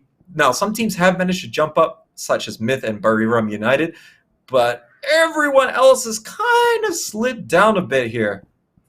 Yeah, and if you look at just the result from game 3, from round 3 alone, the top 8 is pretty much controlled by all the underdogs, as the frontrunners are, at the bottom 10, which is kind of surprising considering how many teams we've considered to be pretty strong. But you did mention that so far the theme of this showdown is being consistent and being inconsistent. So there's still a chance for all these teams at the bottom of the barrel to make a huge difference. Ferox does lose HusKKiee though. And right now, with those teams at the bottom as well, as there becomes maybe less and less pressure, the better that they're able to perform. Albeit you should be able to say that, this is a charity event, so you don't have as much pressure. But I mean, there's still some money on the line even for the players, and some of them maybe really, think a lot for their chosen charity. So that's going to be something that weighs on their mind. A lot of long-range fire still ongoing here, as there's still for a lot of breathing room for most of these teams. Most of the teams still in the game as well. Atletico still have got their Australian counterparts. They're going to be a little bit further towards their southeast. Yep.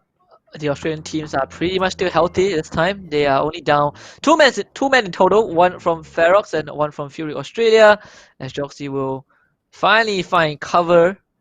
Phoenix Gaming, though, they are going to run straight into Ferox, who is caught in the middle between Phoenix Gaming and Atletico. We are going to center a bit more towards the edge of Milta. As I say that, Ferox Sweet Soul will be the first one to open fire onto Phoenix Gaming, and that will alert the rest of the Australian squads. Fury Australia is going to wait in a bit. Atletico, you can see they're aggressively moving towards Phoenix Gaming. Oh, wow. Phoenix Gaming starting to push down the hill here, but it looks like Ferox here is going to be getting a bit of trades going, but this could be Atletico's time to shine. They are moving in. They are also going to be moving in from the alternate side. Sweet Spot here is going to actually be taking a little bit of damage. Grumps already down on the ground. As really, they are surrounded by 2 squads on either side. Kush might be going around the side here to be able to get the flanking shot, but Zoidmate is completely aware of the potential threat here, as Atletico, looking to be the aggressor here, knows exactly what the Phoenix Gaming players are thinking. Yep, Kush smells Australians in the wind, and it's going to be the Zoidmate who takes the bullet. So Extreme, alerted of the presence of Kush, will get the return fire, but not before losing Zoidmate, as Buriram United, they join the party again. Nikabukao, not aware the party crashes. Hungbo Dish will now catch Extreme as he tries to rotate towards Flirt. And now Flirt is now alone. Extreme desperately trying to crawl towards his buddy to be revived. Linksy is still in the vicinity as well, as the utilities does get thrown out. But Atletico, they made a very bold rotation. They're now caught in a pretty bad spot though. Nikabukao gets finished off by Godmail as Kush dies to that blue zone. Yeah, Hungbo Ditch trying to move in here, but he's also still getting slowed down by the amount of utility still being dumped here. Atletico and Ferox still hanging out by the same side. Zoidmate, again, still not on the board, as we did see him get it wiped out a little bit early on, but now it looks like Hungbo Ditch is going to be the next person to fall from Phoenix Gaming, as they are really fighting the bullets here. Only Dr. Logi left here, but he's actually shooting more of the timber, I feel, than the Ferox players. Cozy and Sweet Suit are going to still be inside the building. Yep, Dr. Logi, he doesn't have much place to run. It's going to be Buriram United downhill, and Atletico towards the left, so he has to deal with this issue one by one. But it's going to be Cozy popping his head out a bit too much, and he gets instantly down by Dr. Logi, but Anquan also so he takes down Joxy. Joxy actually gets down by Buriram United. Phoenix Gaming finally takes down Ferox. It's Dr. Logi again clutching it out in a 1v2 situation.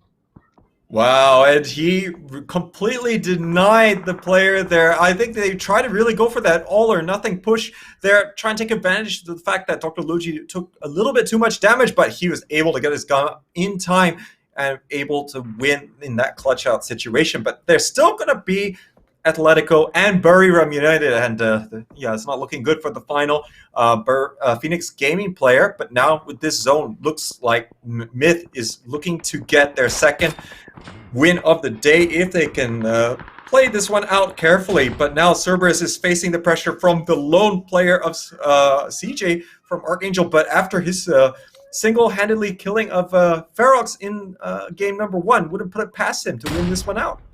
Oh, okay. Well, guess not All anymore. Right. Basil puts an end to that. A lot of respect given to CJ though. Cerberus spent so much time. Actually, I think they spent almost like 8 to 10 minutes just trying to hold off CJ alone, but they finally put an end to that very drawn-out standoff. Cerberus can now turn their attention to DIC Gaming as further down south as Buriram United. Now they're going to finally take out Dr. Logi, but Tonke from Golden Cat joins the lobby, and Eddie will feel the wrath of his bullets.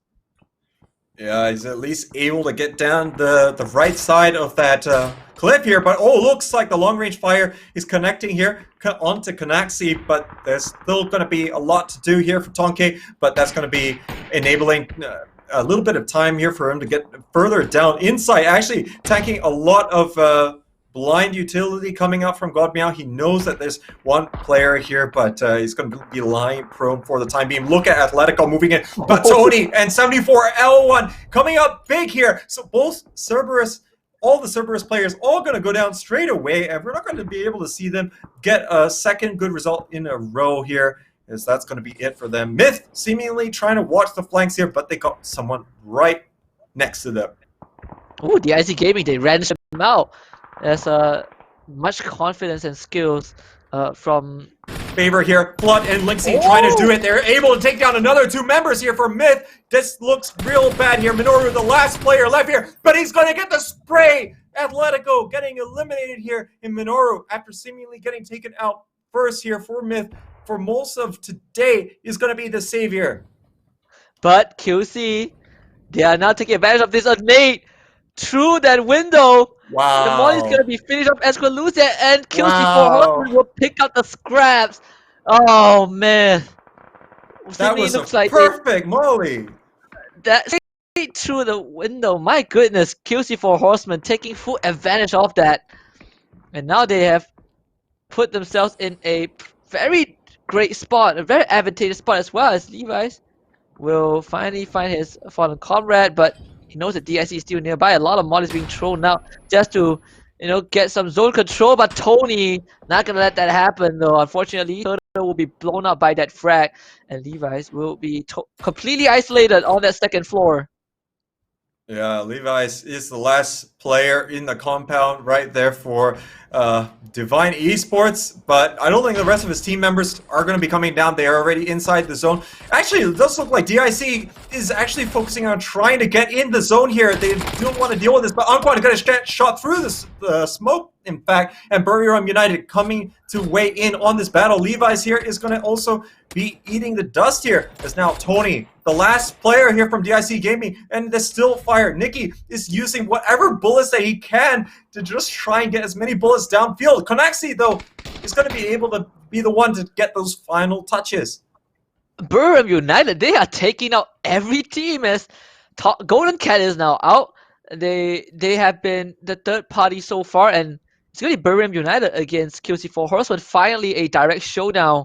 Nikki is managing to keep DIC distracted, and that kind of led to the entirety of DIC being eliminated as well. We're down to suddenly just 3 squads, with Buriram United having the man advantage over Divine Esports and the 4 Horsemen. Buriram United are looking excellent here in this game. Double-digit kills, and there's still potential for more, as they got only 2 teams left for them to deal with, and they already have the man advantage. They just have to play their cards carefully.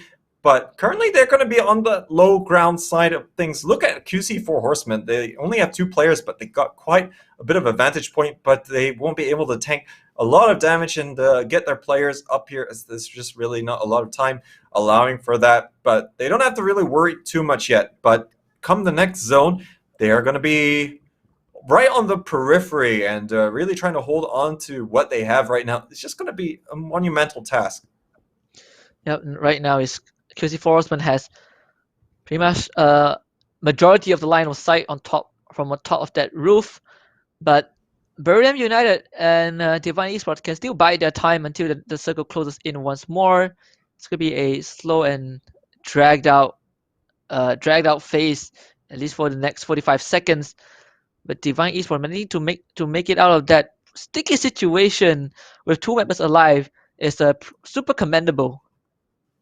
But Divine, they're having a decent game as well. I mean, 5 kills already in this, and at the start they were on 80 points, so this is going to help them really get into the thick of things. Buriram, as you can see just a little bit earlier on, they're already up into second just based on the kills alone that they managed to achieve in this game, and they're pretty much looking to cut the lead to less than 10 points from Archangel. They have been falling flat here today, but Namsi is going to be able to eat more dirt here, as it's going to be Jayers able to catch him out. Nikki is the last player left here for Divine, and that's a nice little catch out there. But now we are down to our final zone, and it's going to start corralling the likes of the QC4 Horsemen further down the hill. Yep, and Birmingham United, now they have caught wind as QC4 Horsemen open fired. Paranoia, that didn't really work out or backfire on Namsi. He was watching behind, just cautious of any potential ambush.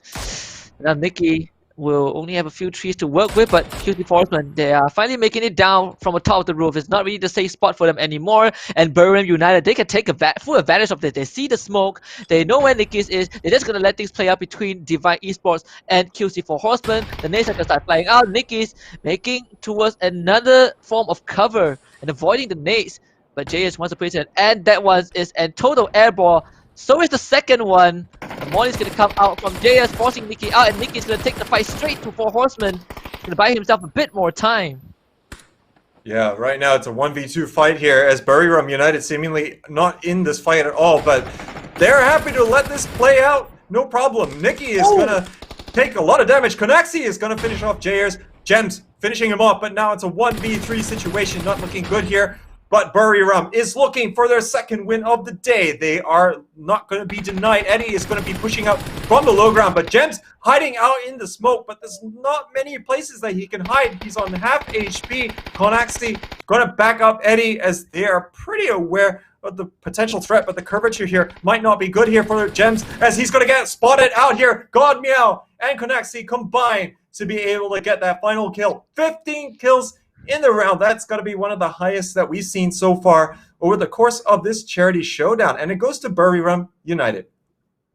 And I think Buriram United might have shot their position all the way up to first place just off of this round alone. That's a total of 25 points if you put in consideration of their chicken dinner. It is also their third chicken dinner, same as Archangel Predator. Finally, the only other team to have 3 chicken dinners.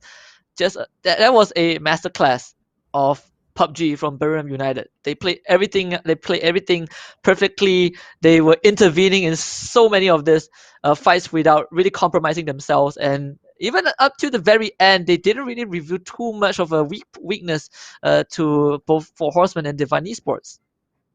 Yeah, starting to see some great plays coming out from Buriram United, the current reigning champs of the Thai Pro League. So we'll see how they can continue to move onwards in this tournament. I mean, I think they got to be feeling that they have got quite the good groove. I think one of the fights earlier on stood out quite substantially to me against Division X Gaming, where Buriram United completely shut them down.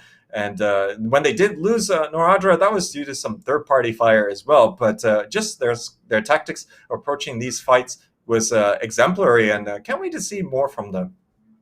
Yep, exactly. And we thought that, the Buriram Vanguard around Milta Power has been slightly weakened due to so many third parties converging on into that safe zone at the same time. But guess that wasn't the case. Well, we still have one more round. It's going to be Erangel. We'll see if Buriram United can be the second team that gets 3 chicken dinners in a single day and keep out this stellar performance after the break. We'll be right back. Hi, this is your PUBG Sports Guide, Annie, of Weekly PCS. PCS Charity Showdown finally kicked off last week. Hope you guys enjoyed events. I can describe the last week of PCS Charity Showdowns, and it was the rebellion of underdogs. Strong teams, as well known, kinda struggled from all APAC, Asia, and Europe regions since unexpected teams topped the list. APAC region made a start of PCS Charity Showdown on May 14th. Myth, consisting of Thailand superstars, got on the top for the first day, showing off their strong performances. On the second day, Archangel Predator, the only team from Philippines, showed their strength from a tremendous rise. Archangel Predator played PUBG professionally since 2018 and did pretty well in regional leagues, but they had no chance to compete in global events. However, they showed their strong performances and possibility in the global scene, earning 68 points with 3 chicken dinners in one day from their first global event. Division X Gaming and Golden Cat ranked 2nd and 3rd are chasing tight with the stable performances on both days. They have very tight points gaps in each other. The current leaderboard will fluctuate for sure. Please watch this week's game to see if Archangel Predator maintains its place or the new contender arises. A lot of PUBG Sports fans expected PCS Asia Charity Showdown would be the most competitive region. Korea and China especially are always strong in global events, and 3 teams are from PGC top 4 teams. To our surprise, 2 teams from the first time of participating in global competitions took the first and the second in PCS Asia Charity Showdown Day 1 and 2. First, Team Kursan finished first on the first day, winning the very first chicken dinner. Everyone was surprised because the team wasn't classified as a strong team. But what's more surprising is that Team Kursan is an amateur team consisted of office workers and students. The second day was Tiamba, and Tiamba. All 4 members were fragging out, scoring 79 points for 2 chickens. Shockingly, it is their first time in global competition. However, their strong performance originated from winning various third-party events in China. They also ranked in 3rd from the latest PCL. ENG, one of the strongest teams in PUBG esports, seemed having a hard time on the first day after the fight over South George against Tiamba Gaming. However, they could come back with the stable performance as usual on the second day, showing various super plays. Even though they had no chicken yet, we all know that ENG always explodes at the end. 134 points with 85 kills in 10 matches? This is indeed a remarkable record. Will there be a dramatic reverse in day 3 and 4?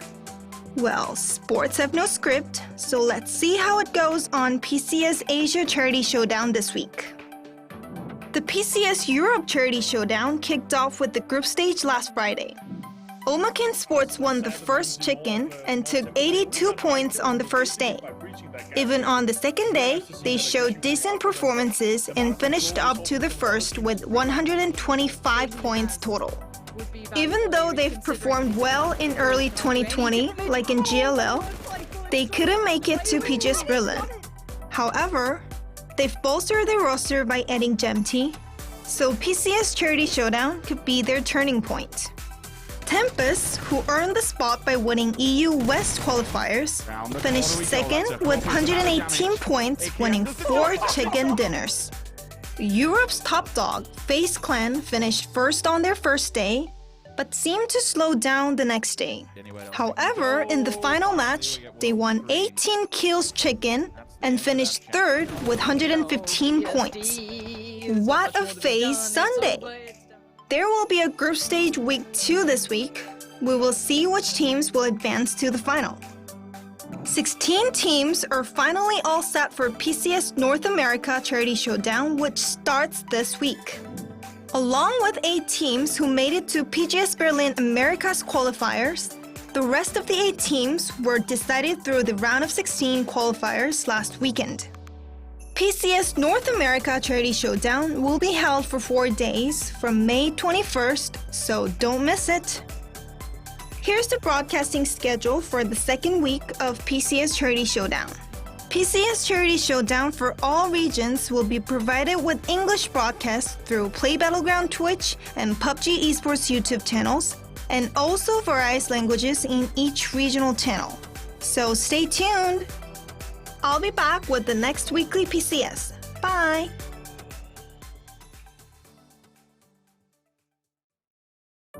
Hi, this is your PUBG Sports Guide, Annie, of Weekly PCS. PCS Charity Showdown finally kicked off last week. Hope you guys enjoyed events. I can describe the last week of PCS Charity Showdowns, and it was the rebellion of underdogs. Strong teams, as well known, kinda struggled from all APAC, Asia, and Europe regions since unexpected teams topped the list. APAC region made a start of PCS Charity Showdown on May 14th. Myth, consisting of Thailand superstars, got on the top for the first day, showing off their strong performances. On the second day, Archangel Predator, the only team from Philippines, showed their strength from a tremendous rise. Archangel Predator played PUBG professionally since 2018 and did pretty well in regional leagues, but they had no chance to compete in global events. However, they showed their strong performances and possibility in the global scene, earning 68 points with 3 chicken dinners in one day from their first global event. Division X Gaming and Golden Cat, ranked 2nd and 3rd, are chasing tight with the stable performances on both days. They have very tight points gaps in each other. The current leaderboard will fluctuate for sure. Please watch this week's game to see if Archangel Predator maintains its place or the new contender arises. A lot of PUBG Esports fans expected PCS Asia Charity Showdown would be the most competitive region. Korea and China especially are always strong in global events, and 3 teams are from PGC top 4 teams. To our surprise, 2 teams from the first time of participating in global competitions took the first and the second in PCS Asia Charity Showdown Day 1 and 2. First, Team Kursan finished first on the first day, winning the very first chicken dinner. Everyone was surprised because the team wasn't classified as a strong team.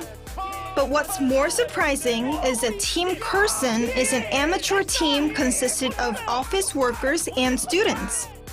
The second day was Tiamba, and Tiamba. All 4 members were fragging out, scoring 79 points for 2 chickens. Shockingly, it is their first time in global competition. However, their strong performance originated from winning various third-party events in China.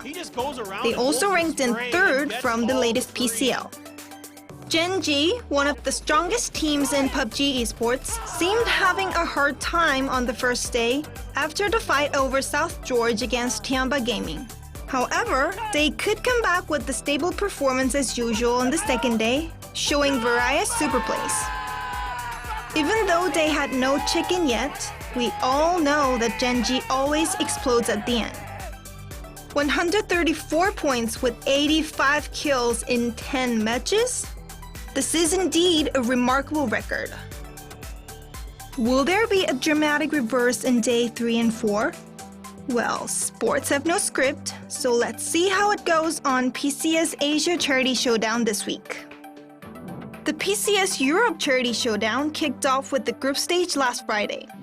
Omakin Sports won the first chicken and took 82 points on the first day.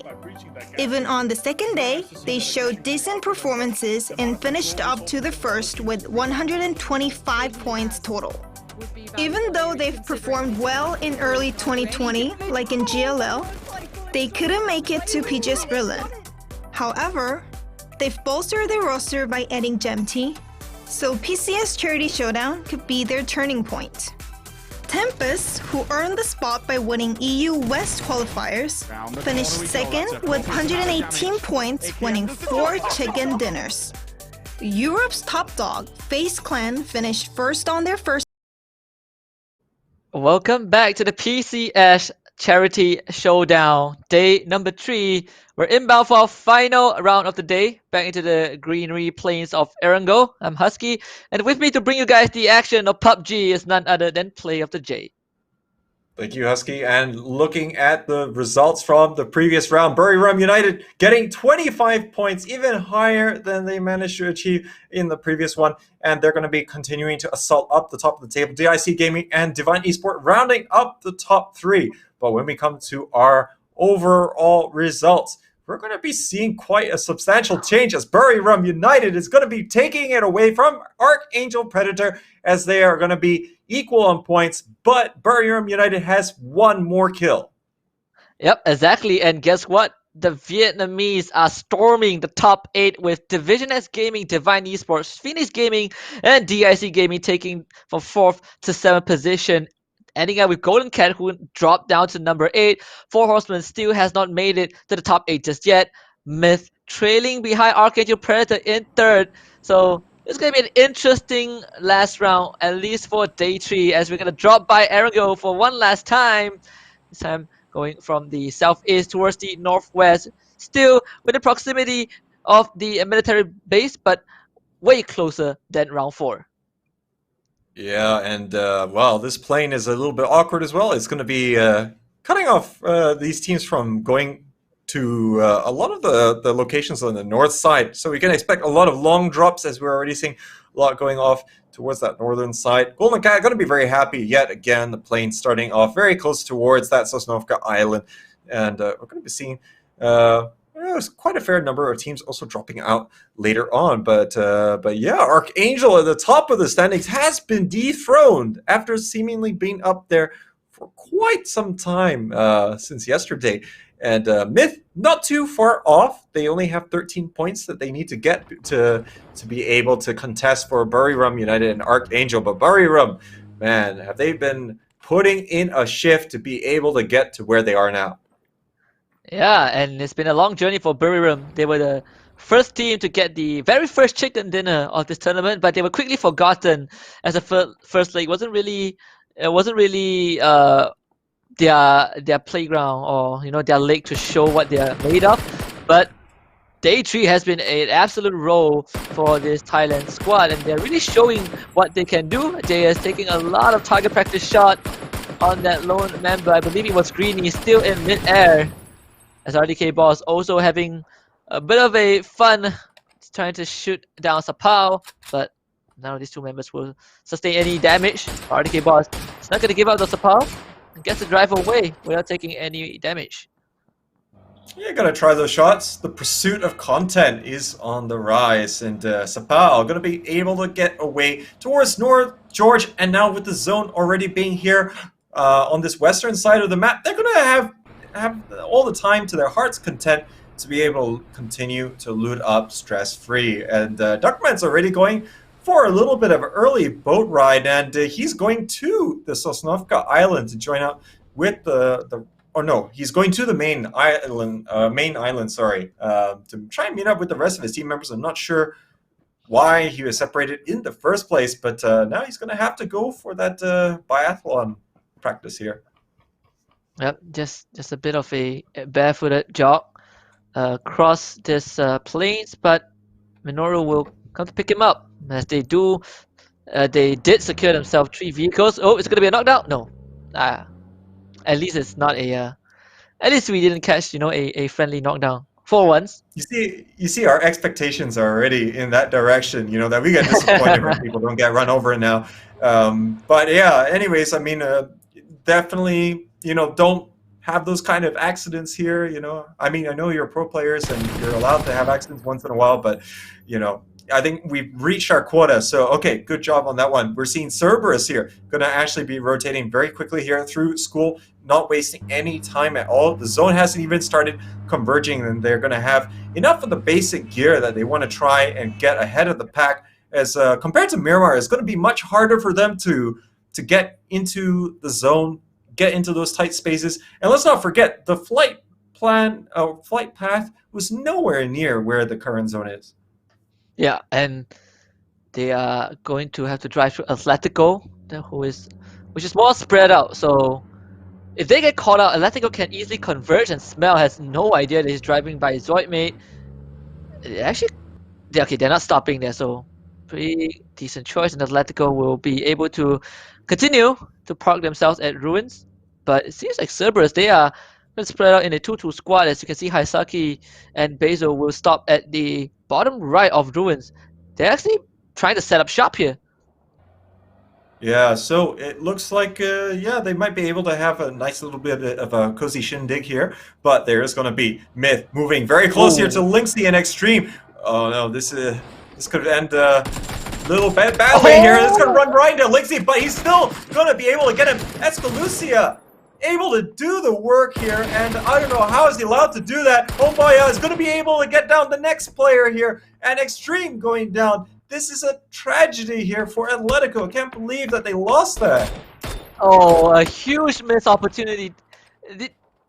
Escalucia just barged in without looking, but Atletico, Lynxy missing the most important shot and didn't even kill off anyone.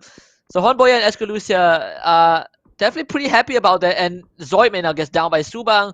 Cerberus catching wind of where Atletico is. I think Atletico, they're not going to have a good time. Already 3 members taken out. And it's just up to pretty much that one last guy, Flood, to make a run for it. Oh my goodness, it just pains me to watch the plays here. It's so unfortunate that they're just not able to really seal what should have been a sure thing. Zoidmate is going to continue to bleed out here, and hopefully we're not going to see another game where Atletico go out first with 0 HP, but Konaxi is going to find one on by Turtle, and that just happened because he just fell off. He jumped off the bike. All right. That was pretty unfortunate. That's a free bike for Turtle. 0 points for style, by the way. That is not how you're supposed to perform a stunt, but a huge damper on Birmingham United as Inside tries to, take some shots at Muviko Yukamuka will do the deed and avoids the car as well. Fury Australia, now it's their time to shine, and 1405 will down inside, but Creatory, they are now locked and loaded and forced to take on Fury Australia across the beach. As off screen, Zoidmate finally bleeds out to Subang, Joxy down to Reality, and Creatory not really winning this out. Ronan though gets traded back. Joxy finds 1405. He's gonna confirm the kill on both Reality and 1405 for now, as the frag is gonna be long way straight into the vicinity of IQ 500, attacks him for 46 damage. And Creatory Esports is down to one last member, and Ikamuka will make sure that IQ 500 will pretty much just bleed out to death. Joxy finishes him off, and Creatory again, the first team to be taken out. Well, that's a little bit unfortunate. Creatory has only gone out first once today, besides that. So 2 times today, they're going to beat Atletico to that milestone for day number 3. And Fury seemingly whiffing a lot of shots initially. It looked a little bit suspect whether or not they're going to actually be able to do it. But yeah, the positioning not great. Of course, Creatory getting caught out in that rotation, and they really got punished for that here. But now Golden Cat here also trying to find a way through the GAC fields. But they do have the DIC gaming players that they have to just be a little bit mindful of. So Maxona's going to pave the way here, going around the eastern side, as now Golden Cat, again, just trying to find out which of the compounds here are going to be a little bit more hazardous to go close by. But since this is Gatka Fields, you can usually find enough of a route to try and circumvent that, as you're not really going to find people crawling there on foot. Let's put it that way. Yep. Golden Cat just going to spread out their manpower for now. Day trade. We're finally going to depart from this compound and find a better shelter. It's going to be a 2-man squad again. They depart. It's to go on scouting duty. Myth also still form and strong. They have not been involved in any sort of early conflicts, except for those 2 kills onto Atletico, which Atletico kind of just gave it to them. But unfortunately for Birmingham United, they were crippled as well, as Kanoxi not really, performing his moto stunts too well. giving up his life to Turtle. Yeah, there's always got to be one of those mishaps happening. It seems, you know, just as we give people credit for, you know, not letting us see something like that happen, then what do we have? Lo and behold. But anyways, Zone is going to be moving here a little bit towards the eastern side. So again, I'm going to see a bit of a shift. Buriram United going to be happy that they actually took the time that they did to traverse in there. They're currently on that eastern side of Pochinki, so they're going to have a lot more space. But of course, they don't know exactly the distribution, but they can kind of guess that maybe they want to stick closer to this eastern side. Everyone else going to be continuing to move in motion here, except for Archangel. They're waiting for teams like DIC Gaming to run into their clutches. Hilla is going to be able to take him down. 74L1 is going to be joining him. Tony also deciding to go for a little bit of drifting action here, but he's finally able to get into a little bit of cover with just 25 HP. Yeah, all these vehicles are not really meant for, you know, hard brakes, and you can see that as hard as DIC Gaming slammed the brakes on their vehicle, they eventually still lost 3 members, and suddenly Anquan is all alone. Like my friends, they all died in vehicular accidents. Fury Australia was driving into Buriram United, but Myth is gonna catch Day Trade mid-rotation, and here comes the utility as Onboya will retreat backwards. Minoru down Day Flash. Maybe gets gunned down as well, and it should be Myth cleaning house as the rest of Day Trade are just not able to figure out where Myths are. Wow, Myth, they almost look awkward there for Minoru as he was midway tossing the Navis. They got out right in front of him, but looking at the tracking there, Putra is going to take down Duckmans, but he's the last member and he's given away his position. He's trying to back out here, but Escolucia is moving in. 75 HP in terms of damage done. He's trapped. There's nowhere to go. Honboya is going to clean house, quite literally. And 6 kills here on the board for Myth. They're looking pretty good in the final round of the day. Oh, there goes Day Trade. Unfortunately, this round so far has been a round of being caught in the middle of rotation. We already have 2 teams out. Probably this round is the round where we see the earlier departures of teams. Already 2 teams eliminated 11 minutes in. The past few rounds have been pretty slow, but Phoenix Gaming this time on the colder side, on the quieter side of the competition. Minoru will be able to pick Duckmans out as Exonus take a barrage of bullets from Ronon as Fury Australia seemingly just catches people driving past them. Yeah, they set up quite a nice bit of a trap here, not to something that you wouldn't see outside of Mad Max. But now we are seeing Tonke. He's going to be the last player for Golden Cat here on the southern side of Pochinki. He's going to have a little bit of vision, but look at the kind of coverage that Fury Australia has got. They got this 2-2 split going, which is going to allow them to really control the area here pretty well. They won't be able to cover each other as well as you would expect, but at least for all these teams in rotation, they're going to have a little bit of a hard time. This is still phase 2, so it's still okay to be this far away, but let's see how things transpire in just a few seconds.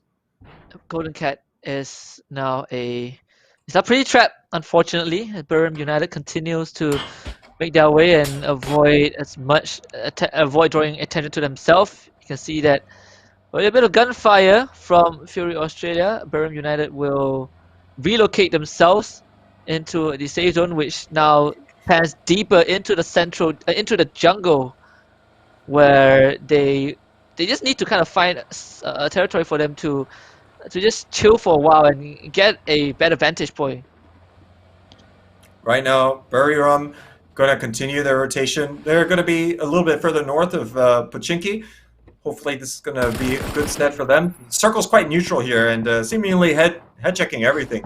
But now Tinoi moving in here together with the rest of Golden Cat. They're trying to see on this northern side of Pochinki, is this going to be quite okay or not? Divine Esport already entrenched towards the central side, a little bit further to east of their position, but they're going to be having enough breathing room. They're going to be one of the first teams coming from outside that are trying to entrench themselves into Pochinki. These are usually like the kind of last-ditch kind of places to take. You know, you don't exactly want to go into these urban environments if you can avoid it. And given that, you know, there's not a lot other than Pochinki, yeah, going to have to really fight for scraps here. Oh, Ferox in the line of sight of Fergus. Fergus takes his first shot and immediately backs off. Wasn't giving his position away, and Ferox seems that they want to run at Division X Gaming, and Fergus knows better than to challenge Ferox as they were on the road today. But Sapao from the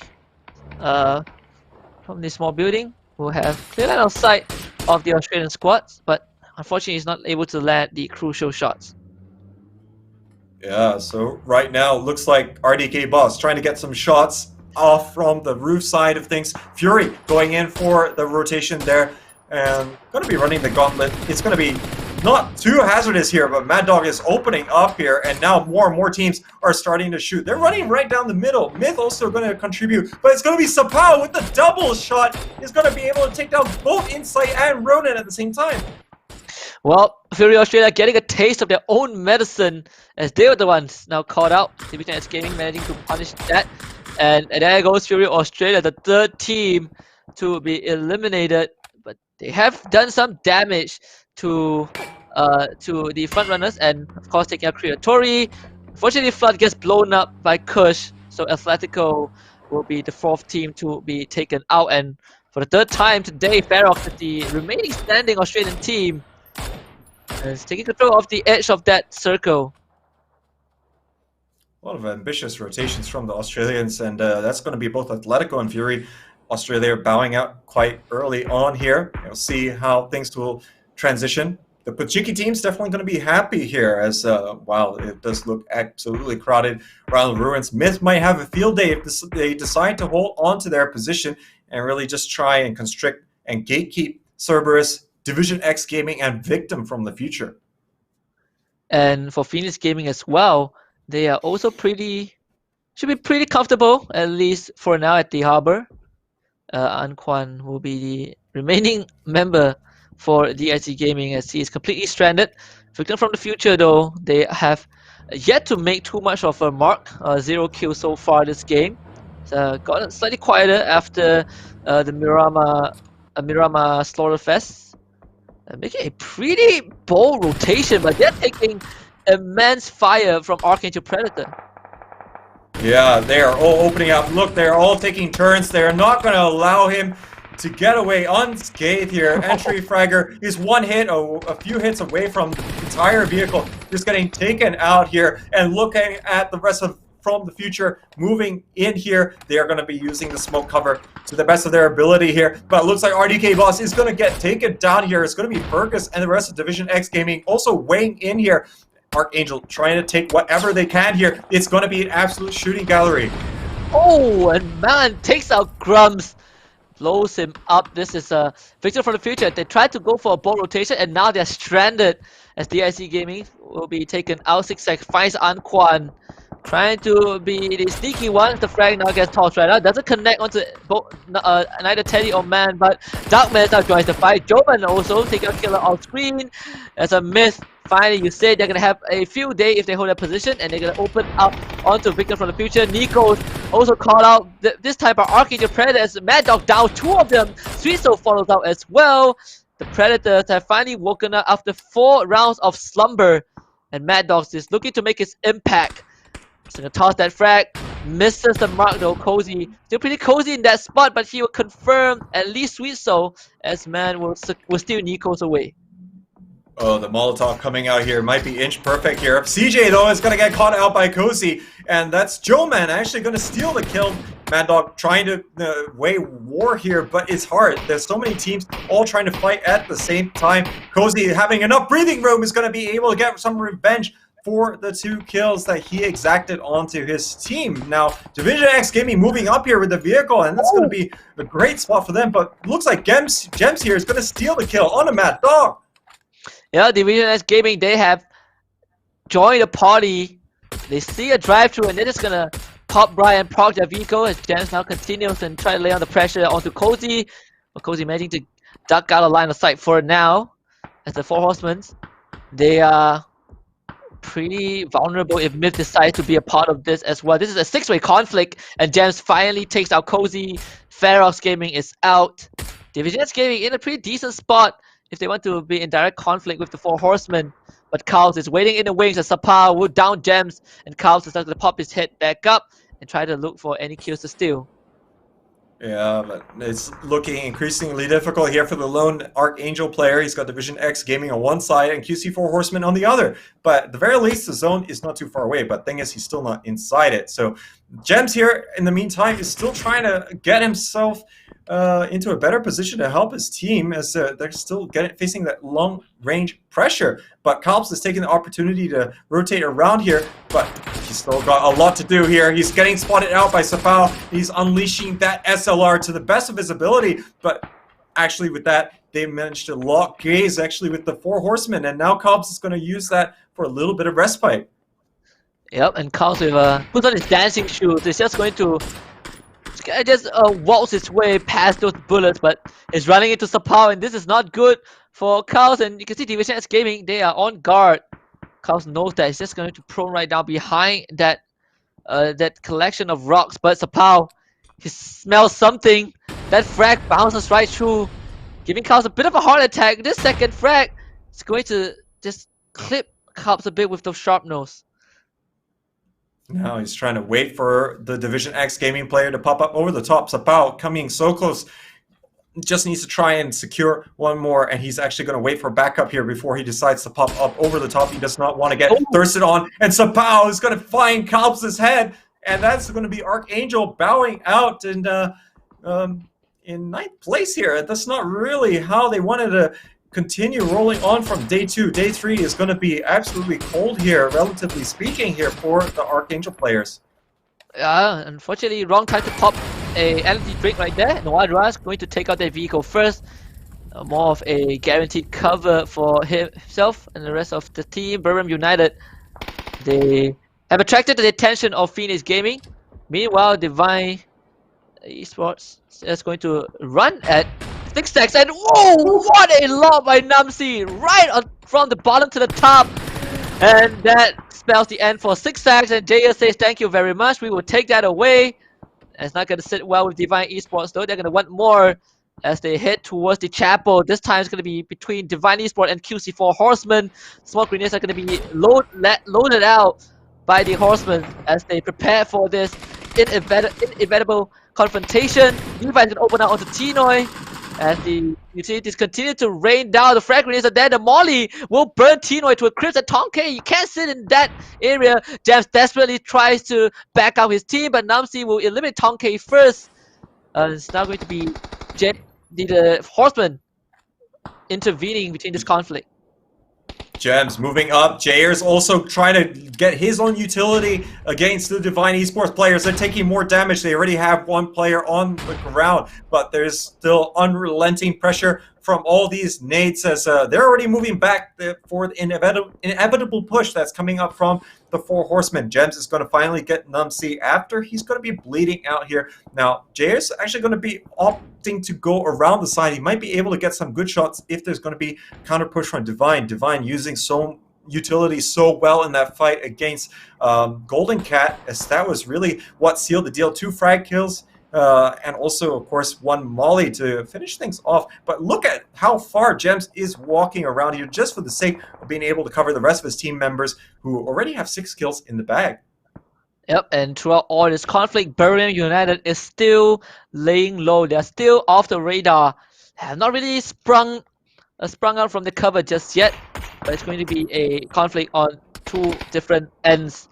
QC4 Horsemen, they have witnessed the elimination of Golden Cat, and they know the threat that Divine Esports poses. They are so spread out, 3 versus 4. They have the man advantage, but it is a total plane. And now Phoenix Gaming is going to take on Birmingham United. Godmail sprung out from his shelter eventually. He's going to try and run at Hungvo Ditch, but unfortunately he will take a few shots himself, so Godmail will be forced to slow down. But Birmingham United, they want this first place by the end of day 3, and they are going to work for it. Right now, Birmingham United, they still have that permanent vantage point set up that's going to be aiding them substantially. Now, Cerberus is starting to push. They got no choice here. They're going to try and take Myth down, but they're taking or putting fire towards Phoenix Gaming in the meantime. They're going to be able to get 1 kill straight away, but now looking at the amount of vision that Myth has got their work cut out for them. There's still going to be some pressure coming out here from Duckmans as he's looking to hold down that flank. Doesn't want to allow them to get through here. HusKKiee taking a lot of damage from Buriram United. There's a ton of smokes here, but it's not helping. Dr. Luigi's going to be succumbing to Eddie's fire, and now Kush all left all alone here. It's going to be the last hope. Yeah, Godmail's putting himself in the front line with his comrades covering him, as Levi's will find down the Wadra as a bit of a retaliation, as Coluziado finishes off Basil. Cerberus losing the fight head-on against Myth, as Kush also downs Eddie. Burn United, suddenly they are crippled as they will have to deal with the wrath of Phoenix Gaming. This is just going to be an absolute bloodbath. You can see Divine Esports pushing forward. Noadra and Eddie, they are down. It's up to Godmail. He was the vanguard, but the backlines are being exposed and they instantly get pincered. Kush finally gets taken down. Godmail eliminates Phoenix Gaming, but he needs to somehow salvage the situation for his team.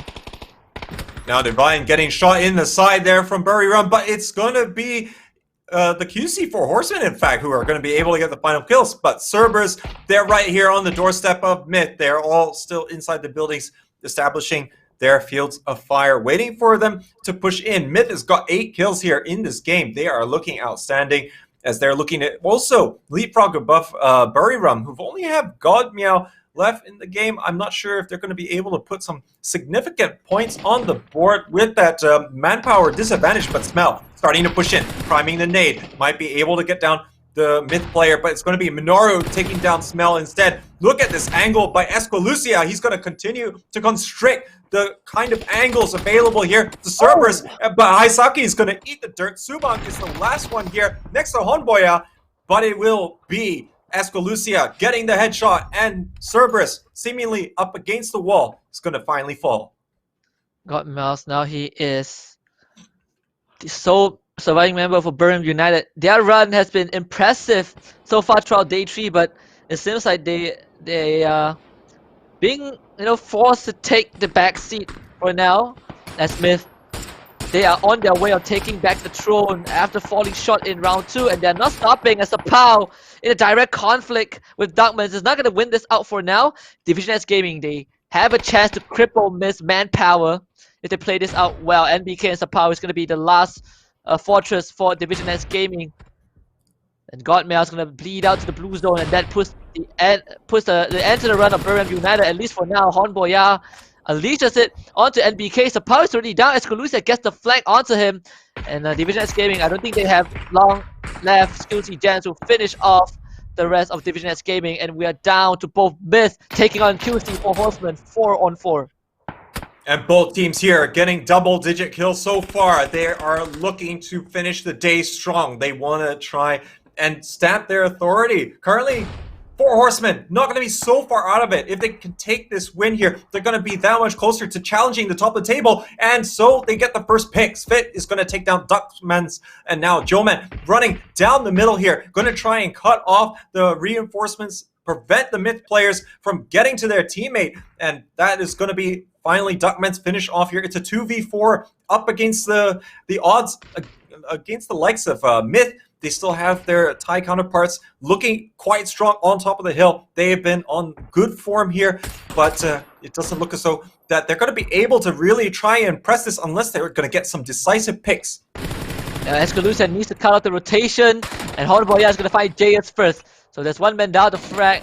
A bit overshooting. Joeman's going to down Honboyado. So it's down to Esquilucia to take on 3 members of the 4 Horsemen. It's going to down Joeman once. Confirms that kill. For now, 2 more is going to be Squid now challenging him, but it's going to be 4 Horsemen to close out the final round. A bit of a redemption arc. They take that chicken dinner away from Myth. And at the same time, QC4 Horsemen, they really needed a good result. I mean, they've sort of been there. They've been dropping down the standings, and I know they were around 8th mid-table position. Seemingly for the entire day, and just continue to dropping against the likes of other teams who are seemingly starting to pick their socks up. But we're seeing QC4 Horsemen take their first chicken dinner of the day. They finally get back into the double digits when it comes to the kills, and they can actually close the gap here as Archangel, again, going to be dropping points to both Myth, Buriram United, and also the 4 Horsemen. Yeah, and despite a disappointing first 4 rounds, they were able to keep their first place. But I don't think that will be the case by the end as we tabulate the final score of day number 3, which we'll show later. But Myth and QC4 Horsemen finished off pretty strong. I think Myth have finally regained their stride. QC4 Horsemen, they drop all the way, I think, to 9th place on the second page of the table. But they definitely have made their mark. And because of Birmingham United's lackluster performance, they will also surrender their positions to both Myth and QC4 Horsemen. An entirely resurgent day number 3 here for 3 different teams. Now, of course, that is setting us up very nicely here for the final day. But of course, we still have the results to tabulate and present to you. So do stay with us as we are going to be taking a very short break. And when we return, we'll be having all the latest standings and see who is going to be in the lead here for the Charity Showdown.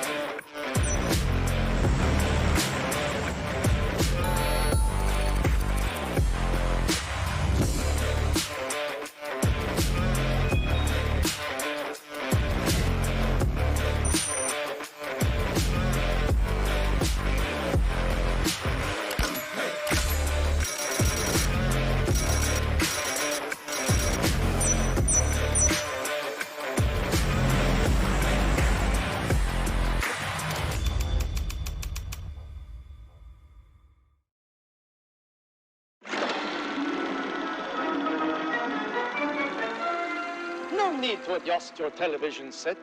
You are not traveling back in time. Hello there. I am Carl Johan Lind. Welcome to the Lind Corporation, where we are working on a revolutionary experience right here in Vikendi. This is Dinoland, the prehistoric park of the future. Children will be greeted by Alex, the lovable T-Rex. They can ride my Wonder Wheel. That's right, Alex. And eat at Cammy's Bistro. Yum, yum. Or ride on Tato's thrilling mammoth coaster. Oh, no. Don't be scared, Alex. All this and more is now accessible on the all-new Dino train. But Dinoland is just the beginning. The entire island will soon be a top-of-the-line resort. We'll have an award-winning winery, an out-of-this-world cosmodrome, and a spa. Dinoland, so amazing, you would rather go extinct than to ever leave.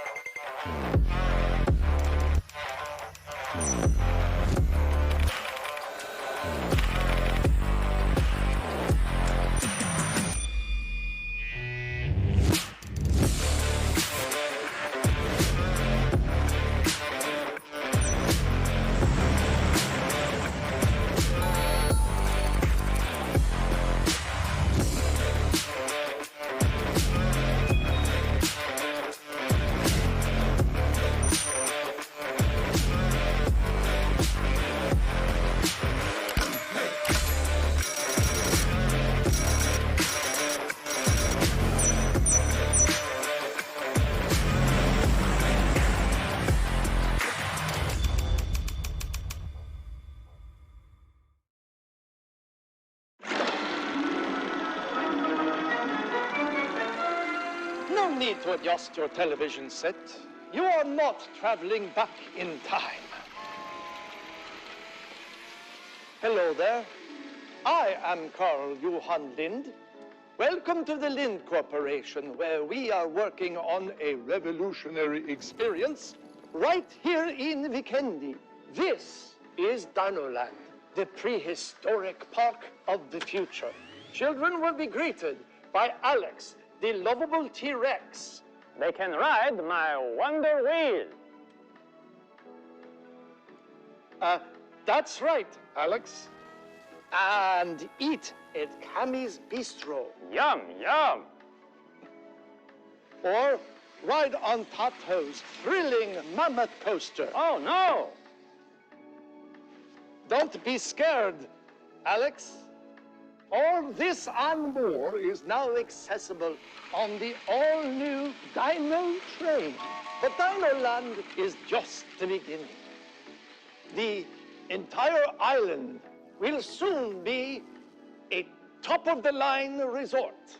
We'll have an award-winning winery, an out-of-this-world cosmodrome, and a spa. Dinoland, so amazing, You would rather go extinct than to ever leave.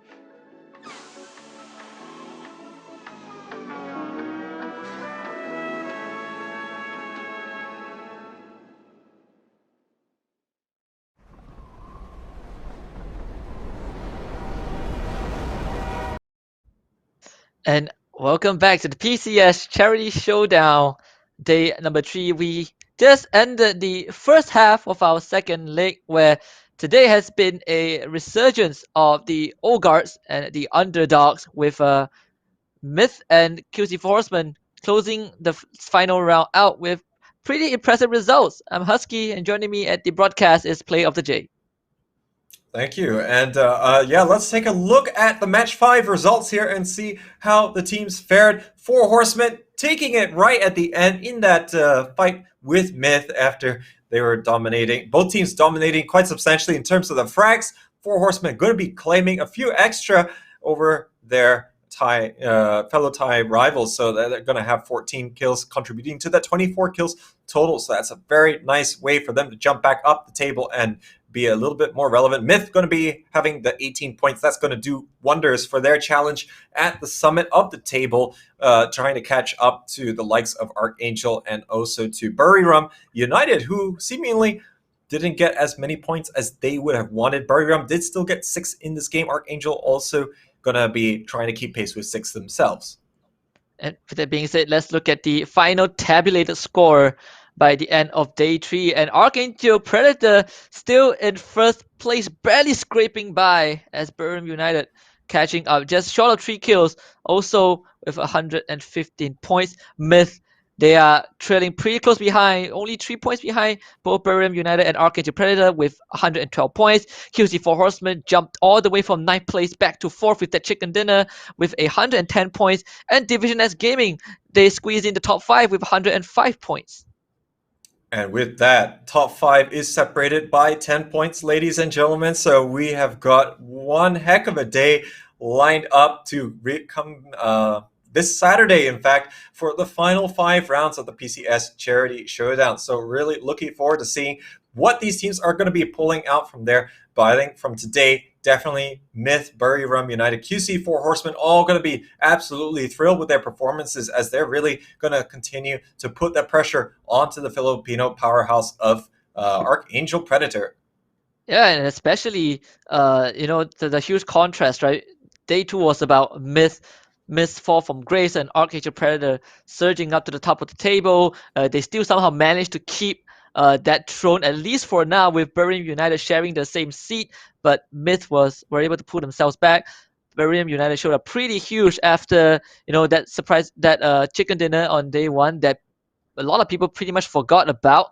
QC4 Horsemen also kind of caught out after falling from the standings all the way to 9th place. But we also saw those a lot of underdogs, teams that were on the second half of the table, contributing a lot to our current results. Ferox, Fury Australia, Athletico, to some extent, DIC Gaming, Divine Esports, and even Phoenix Gaming pulled their weight every now and again. despite how unfortunate it is for Creatory Esports, they also chipped in a few dimes towards this final standing. Yeah, so we've seen quite a number of varied results today here, and I think it sets us up in a fantastic way.